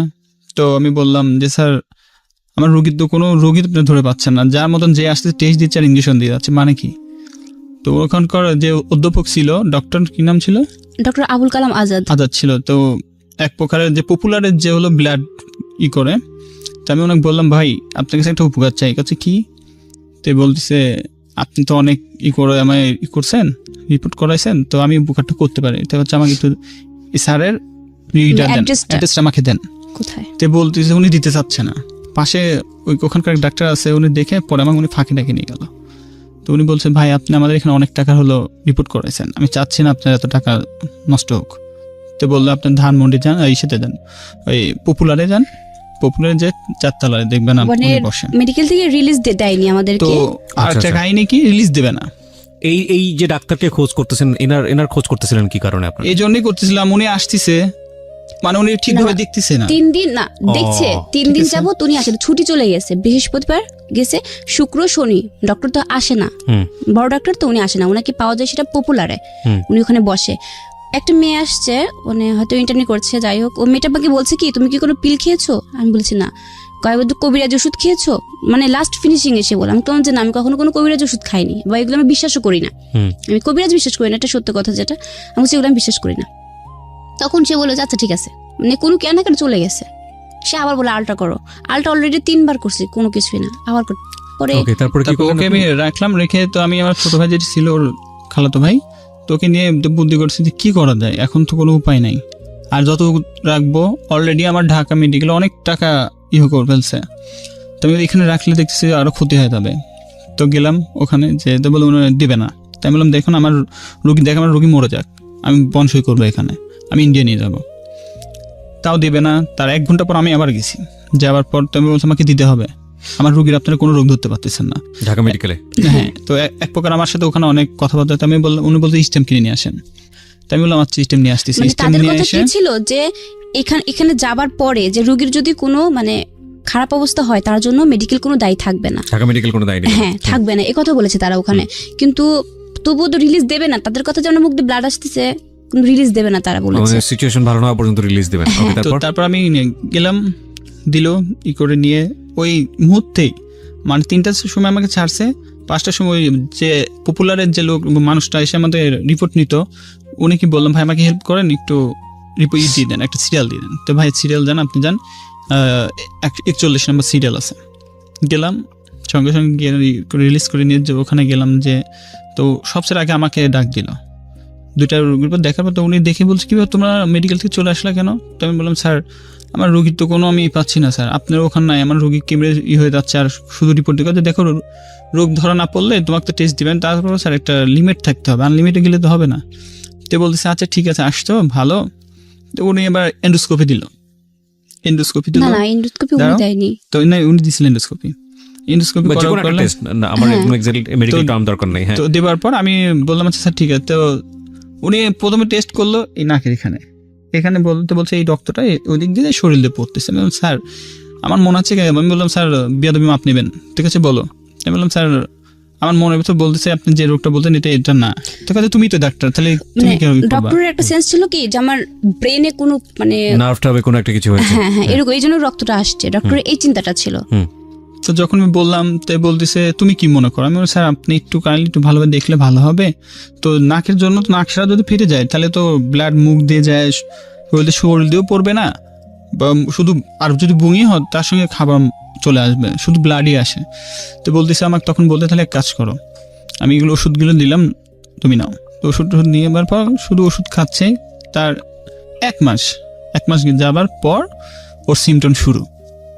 ও যখনই বলছে আমার নাক থেকে গন্ধ আসতেছে তখন আমি বুঝেছি মনে আর রেহাই নাই, আবার ব্লাড আসতেছে। হ্যাঁ আবার ব্লাড আসা শুরু বমি করছে, ফোন দিলাম, স্যার বলল মানে ওষুধ ওই খাওয়াই দাও। ডক্টরের মেডিসিন খাবার পরে 1 মাস যাবত আমি ফুল ভালো ছিলাম, তো মানে মেয়ের কথা একদম পুরোই সুস্থ। মানে কিসের জন্য ভালো ছিল এটা বলি, ওকে যেসব পাওয়ারে ইনজেকশন পুশ করা হতো আর যেসব ওষুধ দিছিল আর একটা ইনজেকশন দিছিল, ওই ইনজেকশনটা যখন আমাকে বলতো যখন বমি আসবে ইনজেকশনটা ভেঙে পানির মধ্যে গুলে কুলি করে ফালাই দিবা। তো 1 মাস যাবার পর তো আমি শান্তি থাকতাম না, ব্যবসা করি স্বাধীন, ওখানে টেনশন করতাম যে কখন কি হয় না হয়। তো 1 মাস যখন ফোন দিলাম স্যার এরকম তো মুখ দিয়ে ব্লাড আসছে, তো বলছে তুমি ঢাকা নিয়ে আসো। তো ঢাকায় নিয়ে আসো, বললাম স্যার তাহলে কি করবো? তো বলে ওষুধটা খাওয়াও, 1 সপ্তাহ পর নিয়ে আসো। তার মানে 1 সপ্তাহ দূরে থাক, 2 দিনও যায়নি, আবার শরীর দিয়ে ওই রকম ব্লাড ভেসে মুখ দিয়ে আবারও একই অবস্থা।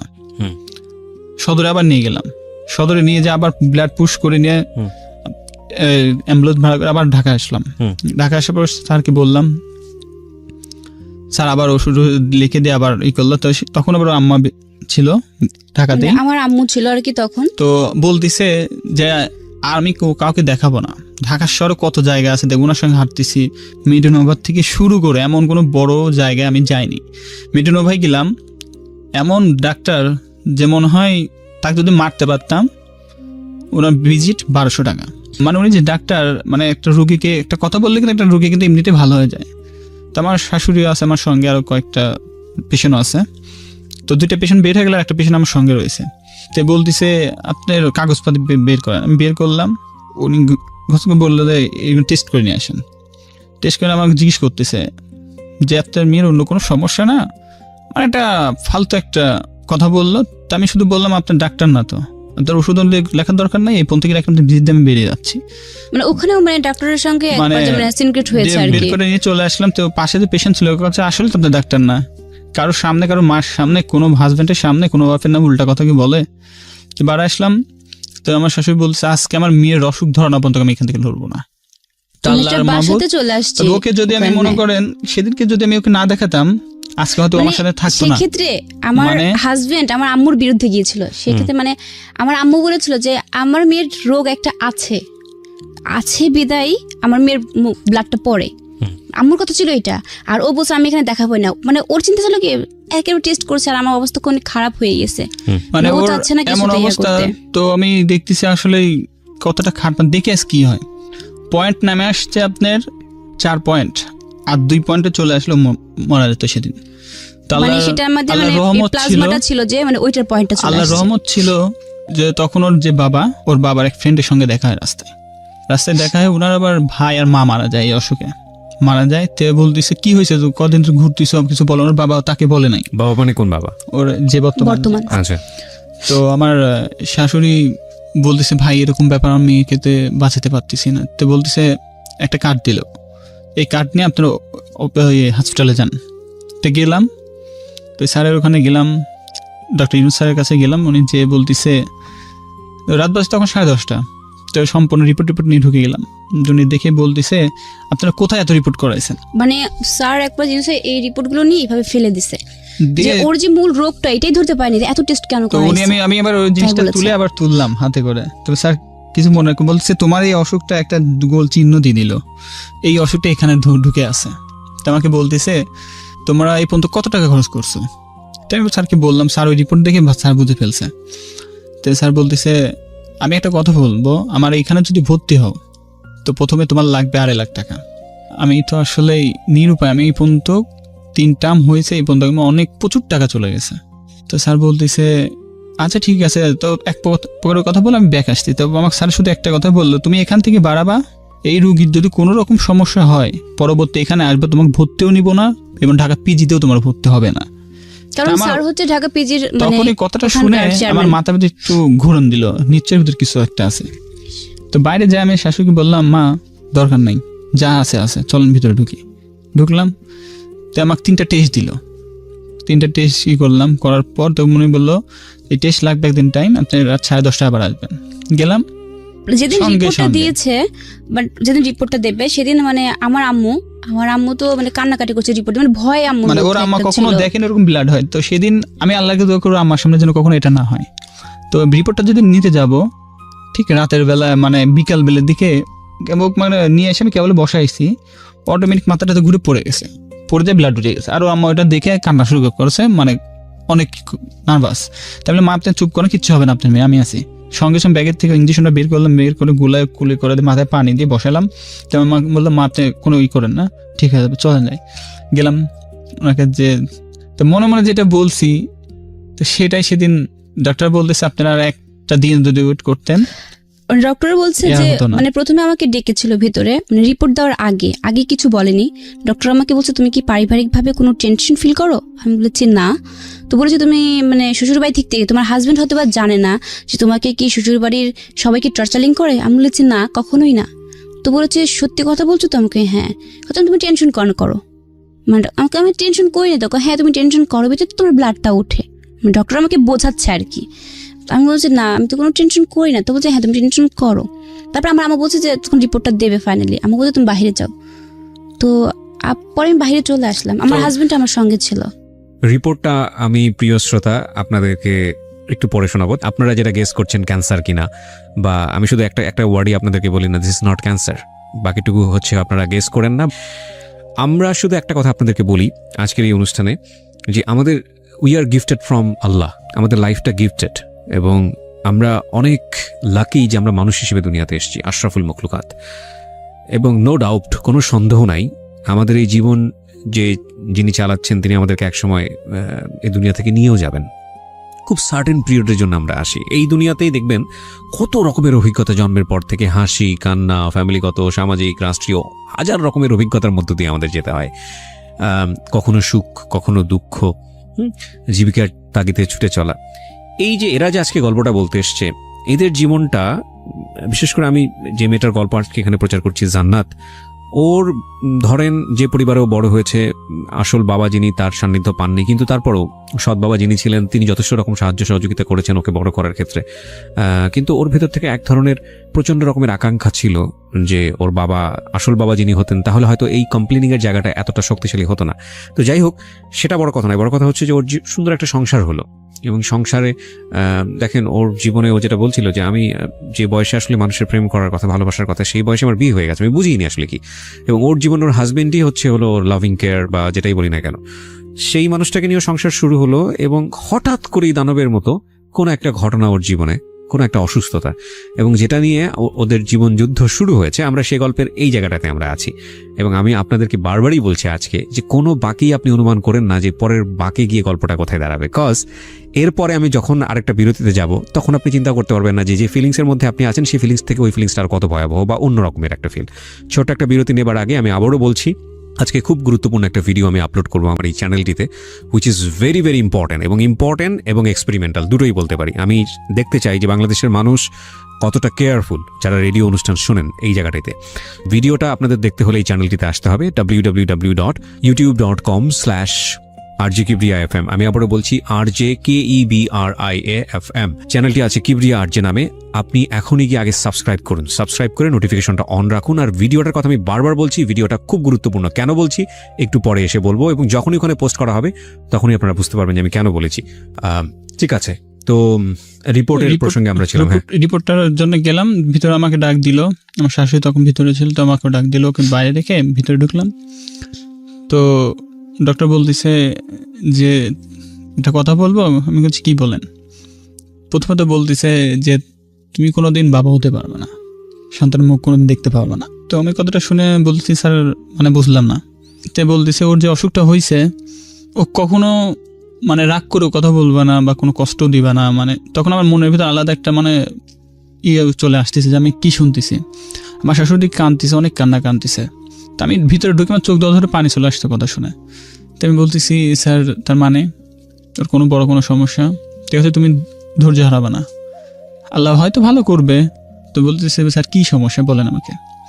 তো বলছে ওর যে অসুখটা হয়েছে এই অসুখটা কোনোদিনও ভালো হবে না, ও যতদিন বেঁচে থাকবে ততদিন এই ব্লাড দিয়ে বেঁচে থাকতে হবে। আর যদি কখনো কষ্ট তো দিবাই না, কখনো চিন্তা করতে দিবে না। যদি চিন্তা করো কখনো, তা যে কোনো মুহূর্তে আর যে কোনো সিচুয়েশনও খারাপ হয়ে যেতে পারে। তো যার যদি আর একটা কথা, তুমি হাজবেন্ড তোমার শাশুড়ির সঙ্গে সবসময় নাও থাকতে পারে। তো তুমি যখন দেখবে ও বমি করতেছে, ব্লাড উঠতেছে, ওই ব্লাডটা যেন ঠেকে না যায়, বুকে আটকে না যায়। এটা আটকে গেলে কিন্তু ও বাঁচবে না। ওই কথা শুনে আমি বসলাম, আমি গা ঘামতেছে। তখন আমি স্যার বলতেছে তুমি বসো ওখানে। তো বসার পর আমি অনেকক্ষণ ঝিম ধরে থাকে, বললাম নিজে উঠে এসে আমার মাথাটা লেগে দিয়ে বলতেছে অনেক ছোটো গালে এরকম আঘাত পাবা, এটা আঘাত কিছু না, আল্লাহকে দোয়া করো। তো ডাক্তার বুঝাই টুঝে আমাকে বলার পর আমি মাকেও অনেকেই করলো মা টেনশন করেন না, আল্লাহ উপরে আল্লাহ আছে, নিশ্চয় বাধায় রাখবে। বের হয়ে আসলাম। আমাকে ডেকেছে ডক্টর, মানে বলেছে যে এটা পেশেন্ট যে ওর এটা জানা প্রয়োজন, কারণ ও তো সংগ্রাম করবে সারাটা জীবন, তো ওকে ডাকেন। তো আব্বু বলছে না না ওর ডাকার প্রয়োজন নেই। আব্বু বলেছে না ও ছোট মানুষ, ও ডাকার প্রয়োজন নেই। তো আমি বলছি যে ঠিক আছে আমি যাই, দেখি কি বলে ফাইনালি ডক্টর। পরে ডক্টর আমাকে ডেকেছে। তো ডাকার পরে বলছে, উনি মা বলে আমাকে বলছে যে মা শোনো, তুমি তো কখনো মানে আমি কিসে পড়ি এসব জিজ্ঞেস করছে, তুমি কিসে পড়ো। তুমি বললাম তো বলছে টেনশন করবা না, আল্লাহ ভরসা, আল্লাহ আছেন। আমি বললাম যে স্যার আমার কি হয়েছে এটা একটু আমি জানতে চাচ্ছি। তো ডক্টর আমাকে বললো যে বোঝালো আর কি, আগে বোঝানোর পরে বলছে যে তুমি টেনশন করো না, তোমার রক্তের মানে মানুষের কয়েকটা কণিকা থাকে রক্তের, তোমার হচ্ছে 2টি কণিকার মানে পুরোই সেক্টরই বন্ধ হয়ে গেছে। মানে মানুষের একটা মেন কণিকা থাকে ফ্যাক্টর 9, এটাই বন্ধ হয়ে গেছে তোমার। মানে তখন মানে আমি একটু টেনশনে ছিলাম, বাট তখন মানে চিন্তা করলাম যে কণিকা ব্লক হয়েছে এটার মানে কি বোঝাচ্ছে। পরে আমি ডক্টর মানে জানতে চাচ্ছি যে স্যার আমাকে একটু যদি এটার ডিটেলস একটু বলতেন তাহলে আমি বুঝতে পারতাম। আমি তাই বলেছি। তো ডক্টর আমাকে বলছে যে ভেঙে ভেঙে বোঝাচ্ছে যেটা কেন হয়, কি জন্য হয়, সবকিছুই বোঝাচ্ছে। তারপরে বললাম যে ডাক্তার নাম কি ছিল? Doctor Yunus sir. Doctor Yunus, হ্যাঁ। কোথায় বসেন উনি? উনি যে ঢাকা গ্রিন ভিউ ক্লিনিক। ওকে, এখনো বসেন? হ্যাঁ, এখনো উনি আছে, ঢাকা আজকে কিবার আজকেও বসছে। ওকে, হ্যাঁ বলেন। তারপর তো ম্যামকে বলেছি আমি কি ভালো হতে পারবো কখনো, মানে এটা হচ্ছে যখন আমি ইন্টারে ছিলাম তখনকার কথা। আমি বলেছি যদি আল্লাহ যদি সহায় থাকে তাহলে তুমি নিশ্চয়ই হতে পারো, এটা বলেছি। Everything can happen. ইয়েস। তখন চিন্তা করলাম যে ডক্টর তো বলেনি যে আমার ক্যান্সার হয়েছে, আমি কখনো ভালো হবো না, এটা তো বলেনি। ডক্টর আমাকে বলেছে যে হ্যাঁ আমি ভালো হবো। আমার আম্মু তো এত পরিমাণ চিৎকার করছে মনে হচ্ছে মরে গেছি, কিন্তু আমি সেখানে শক্ত হয়ে আছি যে আমার কিছুই হয়নি। আমার হাজব্যান্ড কাঁদছে, আমার আম্মু কান্না করছে, সবাই কান্না করছে, বাট আমি স্ট্রং হয়ে আছি। মানে আমার একটা জিনিস কি যে আমি কখনো ভেঙে পড়ি নাই, কখনো ভেঙে পড়িনি। আমি খালি চিন্তা করছি যে আমি যদি ভেঙে পড়ি আমার আম্মু মনে 2 মিনিটও বাঁচবে না, এটা চিন্তাটা করছি। তবু শক্ত হয়ে আছি যে তার সঙ্গে কথা বলছি ডক্টরের সঙ্গে। আমি তাকে বলছি যে আমি কিভাবে বাঁচবো, আমাকে এই সলিউশনটা দেন, মানে ইজিলি বলছি। তো ডক্টর আমি যেটা কিন্তু বলেছিলাম আপনাদেরকে একটু আগে যে ইট ইজ নট ক্যান্সার হলেও এখানে একটা সার্ভাইভ করার একটা ব্যাপার থাকে, কিন্তু ওকে যে অসুখটার কথা বলছে ডাক্তার এইখানে আসলে কোনো সলিউশন নাই। This is a very important point, but it is not the end of the story. আমরা আরো সামনের দিকে আগাবো। হ্যাঁ বলেন। তারপর তখন ডক্টর আমাকে বলছে যে তুমি প্রতি মাসে মাসে তোমাকে মানে ইনজেকশন যদি তুমি নাও তাহলে তুমি ভালো হতে পারো, আর যদি ব্লাড নাও সেক্ষেত্রে ভালো হতে পারো, এরকম তুমি ভালো থাকবে। হ্যাঁ, গ্যারান্টি দিতে পারছেন ডক্টর। কারণ আমি ওখানে থাকাকালীন একটা মেয়ে ঢাকা ইউনিভার্সিটিতে পড়তো আমার মতোই, বাট ও চোখের সামনেই জানটাও শেষ হয়ে গেছে। কি জন্য শেষ হয়েছে? ওর নিয়মিত ব্লাড ইনজেকশন পড়েনি, যার জন্য মানে শেষ প্রান্তে এসে ও জানটা শেষ হয়ে গেছে। ডক্টর বলেছে আমাকে যে আমার এই রোগটা নাকি জন্ম থেকে, মানে জেনেটিক। হ্যাঁ, কিন্তু আমার মায়ের ছিল না, আমার বাবার ছিল না, তার কোনো পরিবার আমি কাউকে খুঁজে পাইনি, হয়তো 14 পুরুষের মধ্যে কারো এই রোগটাও কাউকে খুঁজে পাইনি। তো ডক্টর বলছে এই রোগটা সাধারণত ছেলেদের হয়ে থাকে, কিন্তু সেখানে তুমি মেয়ে, এই জন্য একটু ক্রিটিক্যাল বেশি, কিন্তু যত্নে থাকো তাহলে ঠিক হয়ে যেতে পারে। ডক্টর কথা মেনে নিলাম আমি, যে না ডক্টর যেহেতু আশ্বাস দিয়েছে ভালো হতে পারি, তাহলে আমি ভালো হতে পারি। সেই আশ্বাসই বেঁচে আছে এখনো। কান্নাকাটি করার পর আমি বের হয়ে আসলাম। আমার শাশুড়ি অনেক রকম বুঝালো, বাবা দেখো আমরা কখনো এটা জানতাম না। তাই আমি বললাম, মা এটা আসলে আমারও হতে পারতো বা আমার বোনেরও হতে পারতো, এটা নিয়ে আমি কোনো করতেছি না। তো বাসায় গেলাম, আমার আম্মাকে জড়ায় ধরে অনেক কান্নাকাটি করলাম, জীবনে কারোর কোনো ক্ষতি করি নাই, তো আমার লাইফে এরকম কেন হইলো? তো বলতেছে, বাবা টেনশন করো না, আল্লাহ উপর আল্লাহ আছে, সব কিছু আল্লাহ তার হাতেই। তো প্রতি মাসে যখন সমস্যা হয়, যখন ব্লাডটা শুকায় যায়, তখন দেখা যায় ওর নাক দিয়ে গন্ধ আসে, মুখে গন্ধ পায়, পচা গন্ধ পাচ্ছি। তো আমি তখন বলি যে নিশ্চয়ই তোমার একটা সমস্যা হয়ে গেছে। ও বলে না, হয়নি আমার। সবাই তো চায়, সব স্ত্রী চায় যে হাজব্যান্ড কষ্ট যাতে না থাকে। তো আমি তো বুঝতেছি ওর কী অবস্থা। ডাক্তার যে সময় বলছে 2 মাস 1 মাস পর পর ব্লাড নিতে। ধরুন আমার যে ব্যবসা খুব লাকি ব্যবসা আমার, তো এক প্রকার করতে করতে যখন প্রতি মাসে ব্লাড নিতে হয়, প্রতি মাসে ব্লাডের অনেক টাকা ব্লাড নিতে হয়। ঢাকায় আসি, ঢাকা থাকার জায়গা নাই, ঢাকায় থাকার জায়গা নাই। তোর আব্বু ছিল, তখন ওর আম্মু ছিল, তো তখন দেখা যাচ্ছে আসতাম, আসে 1 সপ্তাহ ব্লাড নিয়ে আবার চলে যেতাম। তখন আমি ইন্টার এক্সামটা দিব, মানে এত অসুস্থ অবস্থায় আমার ইন্টার যে পরীক্ষা দেবো, ফর্ম ফিল আপ সবই করেছি, বাট আমাকে কেউ পরীক্ষা দিতে দেবে না। মানে ওখানকার পরীক্ষার সেন্টারে যেদিন আমার পরীক্ষা শুরু হবে তার আগের দিন আমি কন্ট্যাক্ট করেছি স্যারদের কাছে, স্যারা বলেছে না তোমার জন্য আমি আরও যে মানে সেন্টারে পরীক্ষা দেবে যারা, তাদেরকে আমি অসুবিধা করতে পারি না, তাদের কথা এটা। এটাও ঠিক আছে স্যারটা, যে আমার মুখ দিয়ে ব্লাড উঠবে, বাকি যারা এক্সাম দিচ্ছে তারা ভয় পেয়ে যাবে, মানে আমার জন্য তাদের রেজাল্টও খারাপ হবে। আচ্ছা, মানে ডক্টরের চিন্তা, মানে ডক্টর তো বলেছে যখন তখন উঠতে পারে, ওই চিন্তাধারায় আমার স্যাররা বলেছে যে পরীক্ষা দিতে দেবেই না। আচ্ছা, তারপর সেক্ষেত্রে আমি বলছি স্যার আমি কথা দিচ্ছি যে আমি এখানে কোনো স্ক্রিনক্রিটি করবো না, আমার যদি খারাপ লাগে আমি সেক্ষেত্রে বাইরে চলে যাবো, কিন্তু আমাকে পরীক্ষা দেওয়ার সুযোগটা দিয়ে দিন। পরে স্যার আমার কথায় মতো ঠিক আছে, তুমি যখন ভরসা দিচ্ছ আমি তোমার কথা পরীক্ষা দিতে দিব। তখন আমার সেন্টার পড়ছে যেখানে, ওখানে আমার মানে শ্বশুরবাড়ির পরিবার থেকে কেউ পরীক্ষা দিতে দেবে না, আমার আম্মু বলেছে দেবে না পরীক্ষা দিতে। আমি তবুও বলছি আমি ইন্টার পরীক্ষা দিবই, এই অবস্থায়। তখন আমার হাতে ক্যালেন্ডার পড়ানো ছিল। আচ্ছা, ওই অবস্থাতে আমি পরীক্ষা দিতে গিয়েছি। মানে সেক্ষেত্রে আমার হাজব্যান্ড বলেছে যে নিচে একজন থাকবে, তুমি উপরে পরীক্ষা দিবা, কিন্তু ভিতরে কাউকে অ্যালাউ করে না। তবু আমি পরীক্ষা দেওয়া শেষে চলে আসছি। তখন আমি এই কথাটা এই জন্য বলছি যে ওর সিচুয়েশন হয়, বাই চান্স কেউ দেখতে বুঝতে পারবে না, যদি ওখানে যদি পড়ে যায়, রাইট, মানে দেখার মতন কেউ বুঝতেই পারবে না, স্যারও পারবে না। তো আমি ওই জন্য ওকে নিষেধ করছিলাম, তোমার পরীক্ষা দেওয়ার দরকার না, যদি তুমি দাও তাহলে নিচে একজন থাকবে, তুমি যে পরীক্ষা দিবা। রাইট। তো তারপর ওটা করো, ওখান থেকে শেষ করার পর আমি ঢাকাতেই করলাম। তো ডাক্তারের কাছ থেকে আসলাম, তো ডাক্তার তখন বলতেছে যে আমি তখন বলছি স্যার তাহলে আমি এখন কি করব, আমি এখানে যদি ভর্তি করি 2.5 লাখ টাকা লাগবে স্যার, এই মুহূর্তে তো আমার কাছে অত টাকা নাই স্যার। তো বলছে তাহলে কি করবা সেটা তোমাদের ব্যক্তিগত ব্যাপার। তো আমি বাসা থেকে প্রতিদিন আসতাম আর যেতাম, মানে তখন আমি বের হয়ে যেতে বলছি, তখন স্যার ডাক দিল। তো গেলাম, তো বলতেছে দেখো তোমার এটা দেখে আমার ভালো লাগছে, বিধায় আমি তোমাকে ফের ডাক দিলাম। তো আমি স্যার বলেন, তো তোমাকে একটা সহযোগিতা করতে পারে আমি কি, তোমার যদি এখানে বাসা থাকে তাহলে প্রতিদিন তুমি বাসা থেকে এসে ব্লাড নিয়ে যেতে হবে, যদি পারো তাহলে এটা করতে পারি।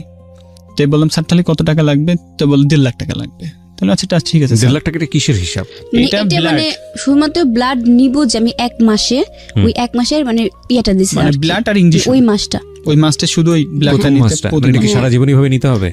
দিয়ে আসা হচ্ছে প্রথম মাসে বলতে তখন অবস্থাটা খুবই খারাপ ছিল আমার, ওই সময়টা রিকভারি মানে হলো ঠিক রাখার জন্য কন্ট্রোল, মানে চিকিৎসা চলে নাই, ভুল চিকিৎসা চলছিল। হ্যাঁ, ভুল চিকিৎসা চলছে। তখন স্যার বললো এরকম আপনার চিকিৎসা তো হয়নি, এখন থেকে শুরু করবেন, শুরু করা হবে, তারপর যতদিন বেঁচে থাকবো ততদিন নিতে হবে। এরকম চলতে থাকতে একটা সময় নিজেদের আশা আকাঙ্ক্ষা থাকে, একটা বাচ্চা। আমি একটা জিনিস একটু জানতে চাই, লোটাস আপনি থাকতেন তখন পাবনাতে আপনার সবকিছু ছিল, বিজনেস বলেন, চাকরি বলেন, সবকিছু। তো তার মানে তখন কি করলেন, মানে ওয়াইফের কারণে ঢাকায় শিফট হয়ে গেলেন? হ্যাঁ, ওর জন্য ওর ডাক্তার বলে দিল ওকে জার্নি করা যাবে না। তো আমি তো পাবনায় রাখছি। তোর আম্মু দেখতেছে আমার মেয়ের জন্য, ওর আম্মু ওকে এতটাই ভালোবাসতো যা কল্প করা যেত না। আর আমার শাশুড়ি ছিল মাটির মতন একটা মানুষ ছিল, ওরকম মানুষ হবে না। তো আমাকে বলতেছে বাবা আমি পাবনাতে শিফট নেবো। আমি কেন, কি হয়েছে? বলতেছে যে ও তো এরকম জার্নি করতে, আমি মেয়েকে দেখতেও পারবো না, আমি মেয়েকে দেখাশোনার লোকও থাকবে না, আমার আম্মা থাকে না, আম্মা অফিসে থাকে, আমি চাকরি ব্যবসার কাজে বাইরে বাইরে থাকি। তাই বললাম মা আচ্ছা ঠিক আছে ভালো, আপনি চলে আসেন। তো শিফট নিল পাবনাতে। নেবার পর ঠিক 2 মাসের মাথায় আমার শাশুড়ি একটু অসুস্থ হওয়ার পর তো বলতেছিল লোটাস আমাকে খুব ভালোবাসতো, মানে রাস্তায় বের হতে ডায়াবেটিস হয়েছিল, বাইরে মানে হাঁটতে বের হয়েছে। তো আমাকে আমি এবার খাসির গোশ পছন্দ করি। তো আমার শাশুড়ি আমাকে ফোন দিয়ে বলতেছে যে লোটাস খাসির গোশ কি ওখানে আছে, মোড়ের পর আসছে? আমি না মা নাই এখানে। তো আমি মোটরসাইকেল তুই হাঁটতে একটু হাঁটতে বের হয়েছি। তো আমার শাশুড়ি আর শ্বশুর দুজন হাঁটতে বেরোইছে আর গোশ কিনবে গিয়েছে। ফোন দিয়েছে আম্মু, আমার সাথে কথা হয়েছে 2 মিনিট আগে। তো আমাকে বলতেছে বাবা তুমি মিথ্যা কথা বললা কেন? আমি কই মা আমি মিথ্যা কথা বলি নাই। কচ্ছে এখানে খাসি 2টা জবাই করছে। তাই আমি হচ্ছে না ওইটা হলো প্রোগ্রামের খাসি। তো বাবা কিছু মনে করে না, তোকে কথা বলছি। তাই বলে হাঁটা ধরতে তোর যে ভাই ছিল মালয়েশিয়ার বাইরে ছিল, তো ওর ভাই মেয়ে দেখতে গেছে ওর ভাইয়ের জন্য। তো মেয়ে দেখে আসতে ফিরতে আমাকে একটু ফোন দিয়েছে যে বাবা তুমি কই? বাবা বলতো না আব্বু করতো। তো হচ্ছে একটু জান্নাতে নিয়ে আসো, জান্নাতকে আমি দেখবো। আম্মু আমাকে বলছে কি মা গো আমি 5টা বছর শাড়ি পরি না আম্মুর চোখে, কারণ আম্মুর সঙ্গে তো দেখা হয়নি বিয়ের পরে, আম্মু চলে গেছে। আম্মু আমাকে বলতেছে যে আব্বুস তুমি মানে অনেকদিন আমার শাড়ি, সেই বিয়েতে দেখছিল আমাকে শাড়ি পরা। আম্মু তখন বলছিল যে আব্বু তুমি কোথায় আসো, আমাকে বলছে। আমি তো নদীর বাসাতে আসছি। তো আম্মু বলছে ঠিক আছে আব্বু চলে আসো। আর শোনো আম্মু আমাকে ফোনে বলছে শোনো তুমি কিন্তু আসার সময় শাড়ি পরবা, তোমার আলমারি ভর্তি এত শাড়ি দিছে যে তুমি পরোই না, সারাক্ষণ কি সব পরে থাকো, তুমি একটু শাড়ি পরে আসো। আমি আচ্ছা আম্মু আমি শাড়ি পরে আসবো। তো আম্মু আমাকে মানে ইনভাইট করেছে। এই বেশি দূরে না বাসা, এটা আমার বাসা, আর মানে এটা বিশ্ব রোড, ওইটা পার হলে আম্মুর বাসা, এরকম। তো আমি 3 দিন আম্মুর কাছে যাই না, 3টা দিন হয়ে গেছে আম্মুর কাছে যাই না। সুস্থ মানুষ আম্মু, মানে আগের দিন আমাকে বলেছে যে আব্বু আমার শরীর মানে ডায়াবেটিস নীল হয়ে যায় আর কি, এরকম। এত গ্রাহ্য করি নাই। ওই দিন আম্মু আমাকে বলছে শাড়ি পরে আসলাম, কাছে আম্মু শাড়ি পরে আসবো। ননদের বাসা থেকে ঘুরে আসছি শুক্রবারের দিন, আসার পরে সন্ধ্যা হয়ে গেছে। আমার ছোট বোনটা ছিল ওখানে থাকার পরে, তো ওর বাসা টিচার আসছে, ওকে পড়াচ্ছে, আমি আসি। আব্বু বলছে, আমার আব্বু যে উনি বলছে খুব সুন্দর লাগছে তোমাকে, ওর ছবি তুলে রাখো। আব্বু বের হয়ে গেছে তখনই সন্ধ্যার। ওইখানে যাওয়ার পরে আমার ছোট পিচ্চি ভাইটা ফোন দিছে যে আপু তুমি কোথায়? আমি বললাম কি হয়েছে? তখন বলছে যে আম্মু হসপিটালে। মানে আমি তখন মানে আমার সেন্সের কাজ, আমার মতো সহজে হসপিটালে যাওয়ার মানুষ না। তারপর আমি রাস্তাতে দৌড়াচ্ছি যে আম্মু হসপিটালে, মানে কি বোঝাচ্ছে? আমি তো হসপিটালে গেছি, মানে রাস্তার জন্য ফোরাচ্ছি না, মানে হসপিটালে আম্মু কথা বললাম, আম্মু বলছে আমি চলে আসছি। এটা এখন বলছে আম্মু হসপিটালে, মানে হসপিটালে আমি দাঁড়াইছি সবে, মানে আম্মুর হাতটা ধরছি, আম্মুর হাত এতটা ঠান্ডা হয়ে গেছে, নরম পুরো ঠান্ডা হয়ে গেছে আম্মুর হাত। তো আমি কথা বলে না, আম্মু কোনো নাক দিয়ে শুধু ফুপড়ে উঠতেছে, কথা বলে না। পরে আমি বাইরে আসছি, ডক্টর বলছে যে আমার আম্মু নাকি অনেকক্ষণ আগে মারা গেছে। মানে আমি পুরো হ্যাং হয়ে গেছে যে 10টা মিনিট আগে আম্মুর সাথে কথা বললাম, আম্মু বলছে আব্বু তুমি চলে আসো তাড়াতাড়ি, আর এখন বলছে আম্মু মারা গেছে। কি ধর এটা কি সহ্য করা যায়? যে মানে ওইটা আমি জাস্ট সহ্যই করতে পারি না যে আমি এইমাত্র কথা বললাম, আম্মু আমার সুস্থ মানুষ রাস্তা দিয়ে আসছে আর বলছে যে মারা গেছে। আমি ওকে বলতেছি আপনার যে অসুখের কথা আমি জেনেছি, আমি প্রথমে আসলে এই বিষয়টা জানতামই না। আপনি একটু পজ নেন, আমি চাই আপনি মেন্টালি কিছুক্ষণ রিল্যাক্স থাকেন। আর প্রিয় শ্রোতা, আমি বারবারই আপনাদেরকে একটা কথা বলেছি, আজকের অনুষ্ঠানের ভিডিওটা খুব ইম্পর্টেন্ট, আসলে ইম্পর্টেন্ট। কেন ইম্পর্টেন্ট বলছি, ভিডিওটা আমি যখন দিব তখন বুঝতে পারবেন। গল্পের আরও একটা গুরুত্বপূর্ণ পার্ট, সবচেয়ে গুরুত্বপূর্ণ পার্ট, সেটা হচ্ছে রাত 1টার পরে। এতক্ষণ আপনি যে ফিলের মধ্যে ছিলেন না, প্রত্যেকটা বিরতিতে ডিফারেন্ট একটা ফিল। এখন যে ঘটনাটা ঘটবে সেটা ভয়ানক রকমের ঘটনা, এবং এটা আমি একটু আগে থেকেই টাচ দিয়ে নিলাম। আপনারা সবাই একটু রেডি হন। আমি একটু ছোট্ট বিরতির পর ফিরে এসে আপনাদেরকে সেই গল্পে নিয়ে যাব। আপনাদের সবাইকে আরও একবার মনে করিয়ে দিচ্ছি, আপনারা শুনছেন প্রাণ মিস্টার ম্যাঙ্গো ক্যান্ডি প্রেজেন্স জীবন গল্প। আমি আরজে কিবরিয়া আপনার সঙ্গে রয়েছি। আর আমি আবারও মনে করিয়ে দিচ্ছি, যেখানে গেলে ভিডিওটা দেখতে পাবেন www.youtube.com/RJ Kibriya FM, RJKEBRIA FM চ্যানেলটিতে গিয়ে অবশ্যই সাবস্ক্রাইব বাটনে আগে ক্লিক করে নোটিফিকেশনটা অন করে নেবেন। এবং আমি বারবারই ভিডিওর কথা বলছি, কেন বলছি সেটাও একটা বিশেষ কারণ আছে। যেখানে ছিলাম এরকম একটা ঘটনা ঘটলো, আমার মনে হয় লোটাস আপনার কাছে যাই আবার। তারপর কি হলো? এরকম একটা ঘটনার পরে আমার শাশুড়িও মারা গেলেন। শাশুড়ি মারা যাওয়ার পর তখন তো মানে ওর এন্ড থেকে ওর না থাকলো বাবা, না থাকলো মা, এবং শরীরের মধ্যে এত ভয়ানক রকম একটা তার disease। উপরে হচ্ছে আমার বাবা, যে বর্তমান বাবা, তো উনি হচ্ছে সব কর্ম ছেড়ে দিয়েছে। Right, মেন কথা, right, ছোট right. ভাই বোনগুলো নিয়ে আমার কাছে রেখেছে। হ্যাঁ, ওইখানেই থাকতো, আপনার কাছেই থাকতো ভাই বোনগুলো। হ্যাঁ, আমার কাছে তো রয়েছে। শাশুড়ি মারা যাবার তো আমাকে ফোন দিয়ে বলছিল যে বাবা তুমি আমার ছেলে মেয়েগুলো আছে তুমি দেখে রেখো, ওদের ভাই বোন মানে আমার বোন, আমি কখনো তাদের অন্য চোখে দেখতাম না, বা আমার আমরা তো পরিবারও। জানতাম যে আমাদের বাচ্চা কখনোই হবে না, তো চিন্তা করছিলাম যে এটাই আমার বাচ্চা। আমার ছোট্ট ভাই আছে, 10 বছরের ভাই, চিন্তা করছি তো ওকে মানুষ করি আমি, ওইটাই তাহলে আপনার বাচ্চা, ওইটাই ওইভাবে। আমার বাচ্চা, হুম। এটা চিন্তা করছি। তো আমার তো ও তো কিছু 10 বছর, তো তাহলে ওকে যদি মানুষ করি আমি ওই মায়েরটা ভুলে যাবো এদেরকে মানুষ করতে তখন করতে। আপনি পাবনাতে, রাইট? হ্যাঁ, তারপর তারপর তো ওকে বললাম, ও আমাকে বলতো যে তুমি টেনশন করো না, আল্লাহ একদিন না একদিন বাচ্চা দেবেই। তুমি আচ্ছা আল্লাহ ভরসা, তাতে কোনো সমস্যা নেই। তারপর একটা ছেলের মনের ভিতরে, একটা মেয়ের মনের ভিতরে জাগে, বাচ্চার একটা আশঙ্কা জাগে। তো করার পর আমি জানতে বলছি জানা এর বাবু দেখি আমার ভাইয়ের একটা ছেলে আছে, তো আমি দেখে বলতাম, তো বলছে আল্লাহ একদিন দিবেই। তারপরেও মানে ওইবার আমার অবস্থাটা এমন হয়েছিল যে আমি আম্মু মারা যাওয়ার পর 2 মাস আমি ব্লাড নিছিলাম না, আমার অবস্থাটা খুবই খারাপ হয়েছিল। পরে ও তখন ব্যবসার কাজে ওখানে ছিল, আসতে পারছিল না। আমার বাবা ছিল আমার সাথে, আমার এই যে ছোট বোনটা আসছে ও ছিল, আর আমি ছিলাম ঢাকাতে ওই স্যারের ওখানে ক্লিনিকে আসছি। মানে ওই ব্লাডটা না নেওয়ার কারণে আমার অবস্থাটা এতটা খারাপ হয়েছিল যে যখন আমাদের যে মেরুদণ্ডতে এখানে হচ্ছে ইঞ্জেকশনটা দেয় এরকম বড়, ওই ফ্যাক্টর 9 যেটাকে বলে, ওইটা দেয়। দেওয়ার পরে আমার অবস্থাটা না এতটা খারাপ হয়ে গেছে যে ওই দিন আমি আর কোনো রেসপন্স মানে ছিল না আমার। মানে ডাক্তার বলছিল, আমি যেটুকু শুনলাম, আমি তখন ছিলাম না, আমার শ্বশুর আমাকে জানায় নাই, তো মানে এক প্রকার ছিলই না। লাস্টে কি একটা ইনজেকশন বলে মারলে লাস্টে মানে বলছিল যে সার্ভাইভ করবে ওর শেষ। হ্যাঁ, নয় তো বাজবে নয় ডাক্তার মরবে, বারবার এরকম বলছে যে বলেছে। কি করবো, ওর হাজবেন্ড কোথায়।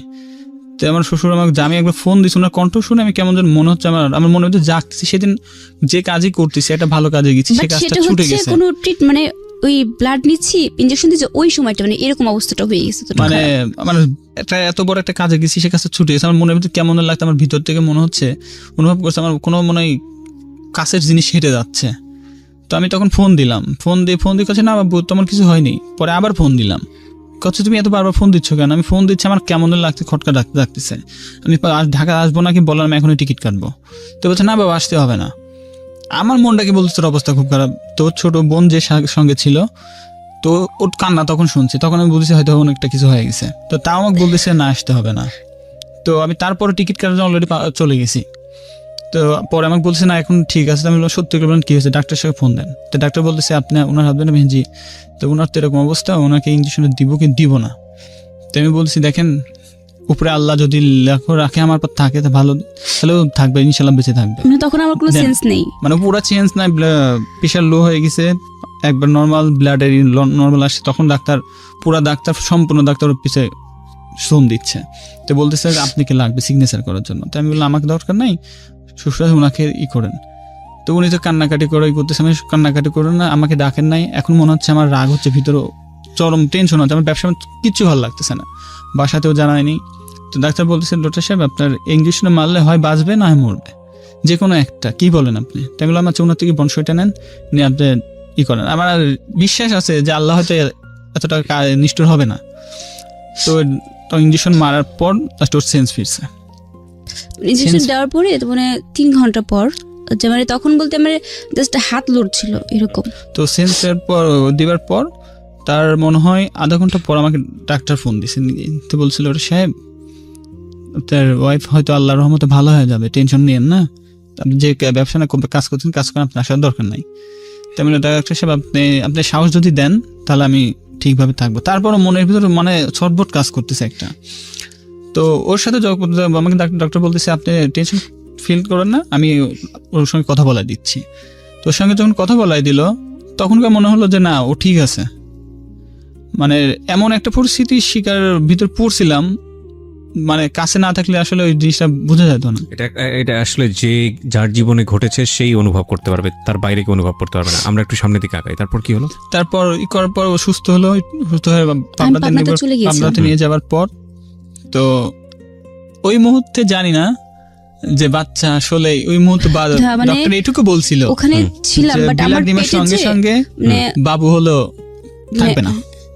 মানে কি আপনারা আগে জানতেন? আমরা তাহলে ঘটনাটা আমার বাচ্চাদের 3 মাসের পেটে ছিল, বাট এটা তো আমি জানতাম না, আমি তো লাভ ধাপ সবসময় পারি, বাট ওই ইঞ্জেকশনটা দিয়েছে তবুও কেউ জানি না যে পেটে বাচ্চা। কিন্তু ওই যে এখান থেকে চলে গেলাম না পাবনাতে যাবার পরে ওখানে গিয়ে দেখি যে পেটের মধ্যে না আমার কেমন একটু বল বল লাগে এরকম, আর মানে কেমন জানা ওটাকে বুঝতে পারি না। 3 মাস না জানার তো কোনো কারণ নেই, একটা সাইকেল তো আছে না, তাহলে মানে কিছুটাই মনে হয়নি ওর ভিতরে।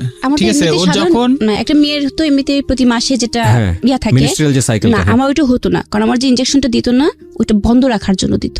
আমার 5 মাস দেখা যাচ্ছে যে 8 মাস এটা যাতে মেনস্ট্রুয়েশনটা না হয় এটা বন্ধ করে দিত ডক্টর। আচ্ছা আচ্ছা, যাতে ব্লাডের ক্ষতিটা না, ব্লাডটা যাতে না, কারণ আমার তো ব্লাড থাকে না, কারণে আপনি বুঝতে পারেন না বিষয়টা আসলে কি হচ্ছে। তো তারপর জানলেন কিভাবে? তো ওর মাথা বলতেছে আমার মাথাটা ঘুরতেছে, পড়ে যাবো, তো অটোমেটিক পড়ে গেছে। তো আমি সঙ্গে সঙ্গে মাথায় একটু পানি টানি দিয়ে মানে আমার গায়ে হিমোগ্লোবিনটা সব দিক থেকে কমে গেছে একদম। তো ডক্টর মানে আমার আত্মীয় আমি তাও বলি নাই কাউকে যে আমি কনসেপ্ট করছি, তো আমি শিওর ছিলাম না, তো আমি ওরা কেউ বিশ্বাস করে না। আমার শাশুড়ি আমার তো বলতো যে ভাওতামা করে, আশপাশের লোকজন বলতো কি এর সব অভিনয়, এগুলো কিছুই না, সেটা পেটে বাচ্চা, এরকম কথা। পরে আমি বাসাতে বেবি স্টিক নিয়ে টেস্ট করেছি, দেখেছি যে না আমি কনসেপ্ট করেছি পজিটিভ। ইয়েস, তখন আমার 3 মাস। এটা কি ইনজেকশনটা দেওয়ার আগে না পরে? না, পরে মানে বাচ্চা থাকা অবস্থায় ইনজেকশনটা দিয়েছে। আচ্ছা, কিন্তু তখন তো পরেও নি কিছু, বাচ্চাটা পেটে ছিল। তখন কি জানতেন আপনারা? না, তখন জানতাম না, কেউই জানতাম না, মানে ডাক্তার নিজেও জানে না, ডাক্তার তো শিওর জানে যে মানে ব্লাড যখনই দিবা হবে সঙ্গে সঙ্গে বাচ্চা নষ্ট হয়ে যাবে। সেটা তো অন্য হিসাব, কিন্তু ডাক্তার তো জানার উচিত যে ডাক্তার বাচ্চা আছে পেটে। কল্পনা করতে পারে না উনি, মানে যখন আমি ঢাকা আবার পরবর্তী যখন পাঠাইছি যে তুমি ঢাকা এখনই যাও, ইমিডিয়েটলি যাও, তো আমার মানে যখনই শুনছি যে এই অবস্থা, আমার তখন মানে শুনলেন কার কাছ থেকে বাচ্চার ব্যাপারে? ওই তখন বলতেছে যে স্টিক দেখে বলছেন পজিটিভ, এটা পজিটিভ, তারপরে কনফার্ম করার জন্য গাইনি ডক্টরের পরামর্শ নিয়ে তো দেখার পর আমার করে ছাড়া কনফার্ম করা যায় না। তো আমি শোনার পর মানে আমার ভিতরে এতটা আনন্দ লাগতেছে, এত নীল লাগতেছে, বাসাকে তাও কাউকে বলি নাই, কিন্তু আল্লাহ কি করে। এই কথাটা শোনার পর আমার আত্মীয়স্বজন, যেটা আমি আত্মীয়স্বজনের জায়গাটা যেতেই চাচ্ছি না, আমি আপনাদের ফাইটটাই রাখতে চাই। একটা যেটা হচ্ছে যে এটা কি আসলো মানে পজিটিভ আসলো, মানে ইনজেকশনটা দেওয়ার পরেও সেটা ঠিক ছিল, মানে আমি নিজেই মানে আশ্চর্য যে আল্লাহ কি করলো, আল্লাহ কি খেলা এটা। তো ওকে পাঠালাম তাড়াতাড়ি ডাক্তারের কাছে, তুমি যাও ওখানে যাও, টাকা দিয়ে যাও। তো ওখান থেকে ফোন দিলে বললো এখন টাকা লাগবে 1 লাখ। আমি ওখান থেকে টাকা পাঠালাম, পরে ও এসে সম্পূর্ণ বিষয়টাও জানে। তুমি বল। হ্যাঁ, কি হলো তারপরে হচ্ছে ওখান থেকে আমার ডক্টর বলেছিল যে আমি যখন হচ্ছে 6 মাস মানে বাচ্চা পেটে থাকা অবস্থায়, যে 6 মাস যখন হবে তখন হচ্ছে পেটে থাকা অবস্থায় যদি ইনজেকশনটা নেই, তাহলে ডক্টর বলেছিল যে যাতে বাচ্চারই রোগটা না হয়, মানে এটা যদি নিলে পারে হয়তো না হতে পারে, মানে এই রোগটা যাতে বাচ্চার ভিতরে না আসে সেজন্য এই ইনজেকশনটা নিতে বলেছিল।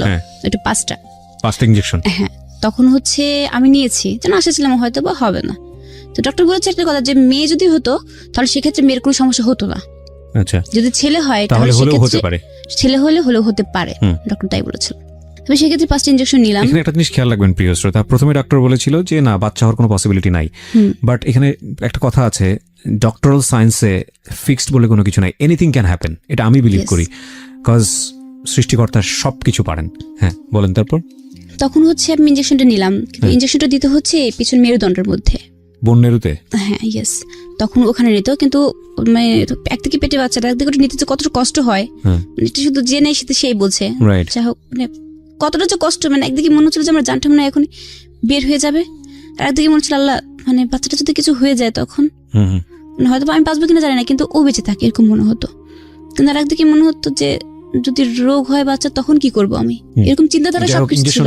হ্যাঁ, ইনজেকশনটা নিলাম, নেওয়ার পরে কিছুদিন ওখানে হসপিটালে ছিলাম আর কি, একটু অসুস্থ ছিলাম তো তাই প্রতিদিন ট্রিটমেন্ট করতাম। তারপরে বাসাতে চলে গেলাম, পাবনাতে চলে গেছি। করতে করতে 7 মাস 8 মাস এভাবে আস্তে আস্তে বেড়ে ওঠে আর কি। তখন কিন্তু 8 মাস যখন হলো না, তখন পেটে বাচ্চা থাকা অবস্থা আমার মুখ দিয়ে ব্লাড চলে আসছে। আচ্ছা, মুখ দিয়ে আবার আগের মতো, মানে অতটা না। এটা কি শুধু ফ্যাক্টর 9 বলতো নাকি রোগের নামটা পাওয়া গেল ততদিনে? হ্যাঁ, ততদিনে রোগের নামটা পাওয়া গেছে, ক্রিসমাস ডিজিজ। হ্যাঁ, এটা রোগের নাম, ডক্টর বলেছে ক্রিসমাস ডিজিজ। এটা রেশিওটা কেমন, মানে কতজন লোকের মধ্যে এটা হয়, কি রকম? এটা সাধারণত মেয়েদের ক্ষেত্রে খুবই কম। আচ্ছা, বাংলাদেশে সম্ভবত 4 থেকে 5 জন ডক্টর বলেছে এরকম পাওয়া গেছে মেয়েদেরকে, ছেলেদের পাওয়া যায়। বাট ক্রিসমাস ডিজিজ কেন নাম, এটা না ক্রিসমাস কেন নাম, সেটা জিজ্ঞেস করেননি আপনারা? এটা সার্চ করেন, মানে সার্চ করে বলতে আমি ডক্টর বললাম স্যার এটা কি নামই বলছে, এই অসুখটার নামই এটা বলেছে যে মানে এই রোগটার মানে শুধুমাত্র বই দিয়ে পাওয়া গেছে, মানে কিন্তু এটার কোনো সলিউশন দিতে পারেনি। আচ্ছা ঠিক আছে, ওনারা যেটা শুনেছেন সেটাই বলেছেন। Yes. আমি নিজেও স্টাডি করে নিই বিষয়টার উপরে। যাই হোক, হ্যাঁ নিশ্চয়ই। বলেন। তারপরে হোমিয়া চলে আসবে, এরকম করতে করতে দেখা যাচ্ছে যে চলে আসছে 8 মাস, তখন মুখ দিয়ে ব্লাডটা চলে আসছে, তখন মানে একদিকে পেটের ব্যথা 8 মাসেই, তখনই আমার কয়েকদিন চলে গেল, কিন্তু একদিকে পানি শূন্যতা আমার শরীরে চলে আসছে অনেকটা। পরে সিজারিয়ান সময় মানে তখন পাবনাতে মানে 5 থেকে 6-7টা ডাক্তারের পায়ে ধরছি আমি সিজার করানোর জন্য, কেউ আমার রিস্ক নেয়নি ওখানে। মানে একদিকে ওইদিকে মুখ দিয়ে ব্লাড আসছে কয়েকদিন, প্রচন্ড ব্যথা, 8 মাস বাচ্চার পেটে। হ্যাঁ, ওই অবস্থায় সিজার করার কথা বলছেন তখন মানে বাচ্চারা হার্টবিট সব কমে গেছে ভেতরে। ও আচ্ছা, যে কোনো ভাবে হোক মানে ওকে বের করে নিয়ে আসুন সার্ভাইভ করার। Yes, তখন মানে ওখানকার কেউ রিস্ক নেবে না। কত বড় বড় গানি ডক্টরের কাছে গেছে, তারা বলছে যে না, যেহেতু আমার এই প্রবলেমটা আছে, আমার আসলে একটি কি কাটলে রক্ত বন্ধ হবে না, ওকে শরীর কাটলে 4 ঘন্টা ধরে রক্ত- অপারেশন চালানো হয়েছে, ওখানে রক্ত বন্ধই হবে না, এজন্য কেউ রিস্ক নেয় না। ডক্টরের মানে কতবার গেছি এক এক ডক্টরের কাছে, বলে যে না তুমি ঢাকাতে চলে যাও, বাট ঢাকায় যদি আসি সেক্ষেত্রে যে মানে কি হতে পারে, একদিকে স্যারও নেই, স্যার আমেরিকাতে ছিল তখন, স্যার তো কোনো মানে ওটি করে না, স্যার তো হচ্ছে ব্লাড ক্যান্সার বিশেষজ্ঞ, এমনিতেই রাগ Hematologist, করছে, এমনিতেই। লেগেছিল বাচ্চা নিতে। বাচ্চা নেওয়াতে রাগ করেছে। উনি এই বাচ্চা কারণ- কেন রাগ নিয়েছো? হ্যাঁ। বলেছে যে তুমি একটা জীবন, তুমি চাইবে তোমার সন্তানের কোনো কষ্ট হোক বা সে রোগে ভুগুক, ডক্টর তো সেটা চাইবে না। যাই হোক, তারপর কি হলো? যাই হোক, তারপরে ওই অবস্থাতে আমি ওখানে গেলাম, মানে একদিকে পেটের প্রচন্ড ব্যথা, ডক্টরে দেখাচ্ছি ওখানে গানি ডক্টর, তারা বলেছে তুমি ঢাকায় চলে যাও সরাসরি। কিন্তু ওই সময় আমাকে কে দেখবে, আমি ঢাকাতে যদি আসি এক বাবা ছাড়া কেউ নেই তো এখানে, আমার হাজবেন্ডের সেরকম অবস্থা নেই ঢাকাতে আসবে। But তখনও মানে ডক্টর বললাম যে আন্টি প্লিজ মানে হেল্প মি, আন্টি বলছে না আমি পারবো না, বের করে দিল সেখান থেকে। ওখান থেকে তারপরে আবার আরেকটা ক্লিনিকে খোঁজ নিলাম, সেখানেও বলছে যে না করবে না। ওখান থেকে আরেকটা জায়গায় গেলাম, সেখানে বলছে যে তোমার যে অবস্থা, বাই চান্স তোমার যদি কিছু হয় তখন সেই রিস্কটা কে নেবে আমাকে বোঝাও। ওখান থেকে ডক্টর বলেছে। তারপরেও কেউ যখন নাই নিল, তখন আরেকজন ছিল যে উনি অনেক সিনিয়র, ওনাকে বললাম যে ওনার পাটা পর্যন্ত আমি ধরছিলাম তখন, আচ্ছা দেখেন যে করেই হোক আমাকে একটু বাঁচান, ঢাকা যাওয়ার মতো আমি ঢাকাতে যেতে চাচ্ছি না, ঢাকাতে গেলে পরে আমার একদিকে ব্যয়বহুল খরচ, তার উপরে একটা লোক নিয়ে আমার দেখার, কে দেখবে আমাকে। তখন উনিও রাজি হয় না, উনিও আমাকে বলছেন আমি পারবো না, তুমি চলে যাও, কারণ তোমার যে অবস্থাটা, কারণ তোমার যদি কিছু হয়ে যায় আমাকে তো একদম জেল, মানে তার কথা কি যে জেলে ঢোকাবে, মানে তোমার পরিবারের লোকজন। তারপর কি করলেন? তখন 3 দিন 4 দিন এভাবে যেতে থাকে, তখন ব্যথা দিন দিন খালি বাড়ছে এরকম, প্রতিদিন রাতে প্রচন্ড ব্যথা, না পেরে এসে লাস্টে ওনার পায়ে পর্যন্ত ধরছে আমি ডক্টরের। পরে রাজি হয়েছে, রাজি হওয়ার পরে এবার ক্লিনিকে গুলো খোঁজা হয়েছে, ক্লিনিকগুলো রিস্ক নেবে না, আমাকে রাখবে না, বলছে ঢাকায় চলে যেতে। পরে নর্মাল একটা ক্লিনিকে গেছি, সেখানে আমার ওটি করা হয়েছে, কিন্তু সেখানের কথা যে যেসব মেডিসিনগুলা ক্লিনিক থেকে দেয়নি, বাইরে থেকে নিয়ে আসা হয়েছে সমস্ত কিছু। তো ওখানেও ওই দিনটায় মানে সিজার করেছে ওখানে, মানে ওনারা রিস্ক নেয়নি এই জন্য যে বলছে যে ওর যে অসুখটা আছে, আমরা যে এখানে মেডিসিন দিব এগুলো আমরা করতে পারবো না, আপনার বাড়িতে কিনতেই হবে। আমি অনেক খোঁজ নেওয়ার পর পরে দেখলাম ঠিকই আছে। তারপরে ওখান থেকে যে ওই দিন আমাকে ভর্তি করলো, ভর্তি করার পর তারা বলছে যে আমরা কয়েকটা টেস্ট করব, টেস্টে যদি দেখি যে না ওই রিপোর্টগুলো ভালো আছে তাহলে এখানে রাখবো, না হলে আমি সরি ঢাকাতে চলে যেতে হবে, তারা বলে দিয়েছে। কিন্তু তখন যে আল্লাহকে খালি ডাকছে যে আল্লাহ কি হবে আমি জানি না, তবে আমি যদি বেঁচে থাকি, ওই সময় শুধু আসছে আমার ভাই বোনগুলোর চিন্তা, তখন আমরা চিন্তাটা আসছে না আমার বাচ্চাটার কি হবে, তখন শুধু চিন্তা আসছে আমার ভাই বোনগুলো যেন মানে ভালো থাকে এটুকু। তার পরবর্তীতে চিন্তা আসছে যে না আমার বাচ্চাটার জন্য বেঁচে থাকে, আমি যেন মরে যাই, মানে তখন অনেক রকম টেনশন আসছে মনের মধ্যে। পরে ওটিতে ঢুকলাম, মানে ডক্টর আমাকে বারবার জিজ্ঞেস করছে যে রিপোর্টগুলো দেওয়ার কথা, ওগুলো নর্মাল আসছে, ভালো আসছে, বলছে যে ঢাকায় যেরকম ছিল তার থেকে অনেকটা ভালো ডক্টর বলেছে, তখন থেকে ওটি করা যাবে। বারবার আমাকে মুখের কথায় বিশ্বাস করছে তারা যে তুমি কি সত্যি ইনজেকশনগুলো নিছিলা, আমি বলছি হ্যাঁ আমি নিয়েছি। এই জন্য বলছে যে যদি না নিয়ে থাকি তাহলে তো আমার রক্ত বন্ধ হবে না শরীরের, তাদের কথা তুমি নিয়েছি, আমি হ্যাঁ আমি নিয়েছি। পর মুহূর্তে তারা বিশ্বাস করলো, মানে ওটি করেছে, মানে তখন আমার সেন্স আছে যে বাচ্চাটা যখন মানে বের করছে কথা বলতে বলতে, তখন আমার সেন্স আছে, মানে আমি এটুকু বুঝতে, কিন্তু এমনিতে দেখতে পাচ্ছি বাচ্চাটা উঠেছে, যখন কান্না করছে তখন পরের টুক আমার আর ভালো মনে নাই, তখন শুধু আমার নিঃশ্বাসটা মানে বন্ধ হয়ে যাচ্ছিল, তারপরে নিঃশ্বাসটা বন্ধ হয়ে যাওয়ার পর আর কোনো রেসপন্স হয়নি। আর পরবর্তীতে কি হয়েছে আমার তো মনে নাই, বাচ্চাটা হলো বাচ্চা ছেলে বাচ্চা। হ্যাঁ ছেলে বাচ্চা। আমি অনেক টেনশন কাজ করতেছি, আল্লাহ কি হবে, ওর একদিকে ওর অবস্থা ও ভালো আমার না। বাচ্চাটাকে দেখে নাই, মানে আমি টেনশন করছি শুধু ওকে প্রথমত। নিয়ে, শুধু ওকে নিয়ে আমি টেনশন করছি, আল্লাহ কি হবে আমার, ওর কি অবস্থা হবে। পরে যখন বাচ্চাটা আসলে আমাকে সকলে একটু দেখো বাবুকে দেখো, কারণ আমি কিচ্ছু ভালো, আমি শুধু বাবুকে একটু দেখে ওর টেনশন করছি। 3 ঘন্টা কেটে যাচ্ছে, অপারেশন থেকে বের হচ্ছে না। 4 ঘন্টা একবার ডাক্তার বাড়াইলো, কত টেনশন কোনো, অনেক টেনশন আছে। মানে প্রথমে একটা বলছিল নাকি তা ওদেরকে যে আল্লাহকে ডাকো, তখন ডেড জোন অ্যাকচুয়ালি। হ্যাঁ বলেন মানে আপনি। আমার তখন কিচ্ছু কাজ করে না, সবাই কান্নাকাটি করতেছে, ওর আন্টি টান্টি সবাই আসছে, সবাই কান্নাকাটি করতেছে। যখন ডাক্তারের সে কথা বলে হয়ে গেল, তখন আমার তো আর মানে কিছু আর নাই, সবাই আমাকে বসায় রাখতে ই করতে, টেনশন করিস না, আল্লাহ ভরসা, আল্লাহর কাছে যে নামাজ পড়লাম, আল্লাহকে দোয়া করছি, আল্লাহ ওকে বাঁচায় দাও, আল্লাহ যেমনি করে ই করো, করতে করতে 4 ঘন্টা তখন কেটে গেল। তখন আমি থিয়েটারে লক করলাম, তখন ম্যাডাম বলতেছিল ওটা টেনশন মুক্ত থাকো, বিপদ থেকে ই আছে। 4 ঘন্টা 4.5 ঘন্টা পর ওকে বের করা হলো। 4.5 ঘন্টা পর বের হবার পর ওর পরে দিন মনে হয় রাত কয়টা বেলা, মানে 12টা না 1টার দিকে ওর জ্ঞান ফেরার পর তারপর মানে একটু শান্তি হলো। আস্তে বাবুর ওখান থেকে বাবুকে নিয়ে যায়, বাবু কোনো রকম তাকায় না, সেন্স নাই বাবু, মানে মানে খাওয়া আমি তো দাওয়া আছে, কোনো বিছানা থেকে সেন্স নাই। উঠতে পারি না, কারণ একদিকে ব্যথা আর একদিকে খালি মেডিসিন দেখে। আমি তো বাচ্চাটাকে দেখছি হচ্ছে 2 দিন পরে, মানে আমার তো ইনজেকশন দিয়ে শুধুমাত্র ঘুমায় রাখে। মানে বাবুর কোনো ঠান্ডা কিচ্ছু লাগে নাই, কোনো আল্লাহর মতো কোনো নাই, বাবু কোনো নাই। লাস্টে বল কি করা যায় বাবু।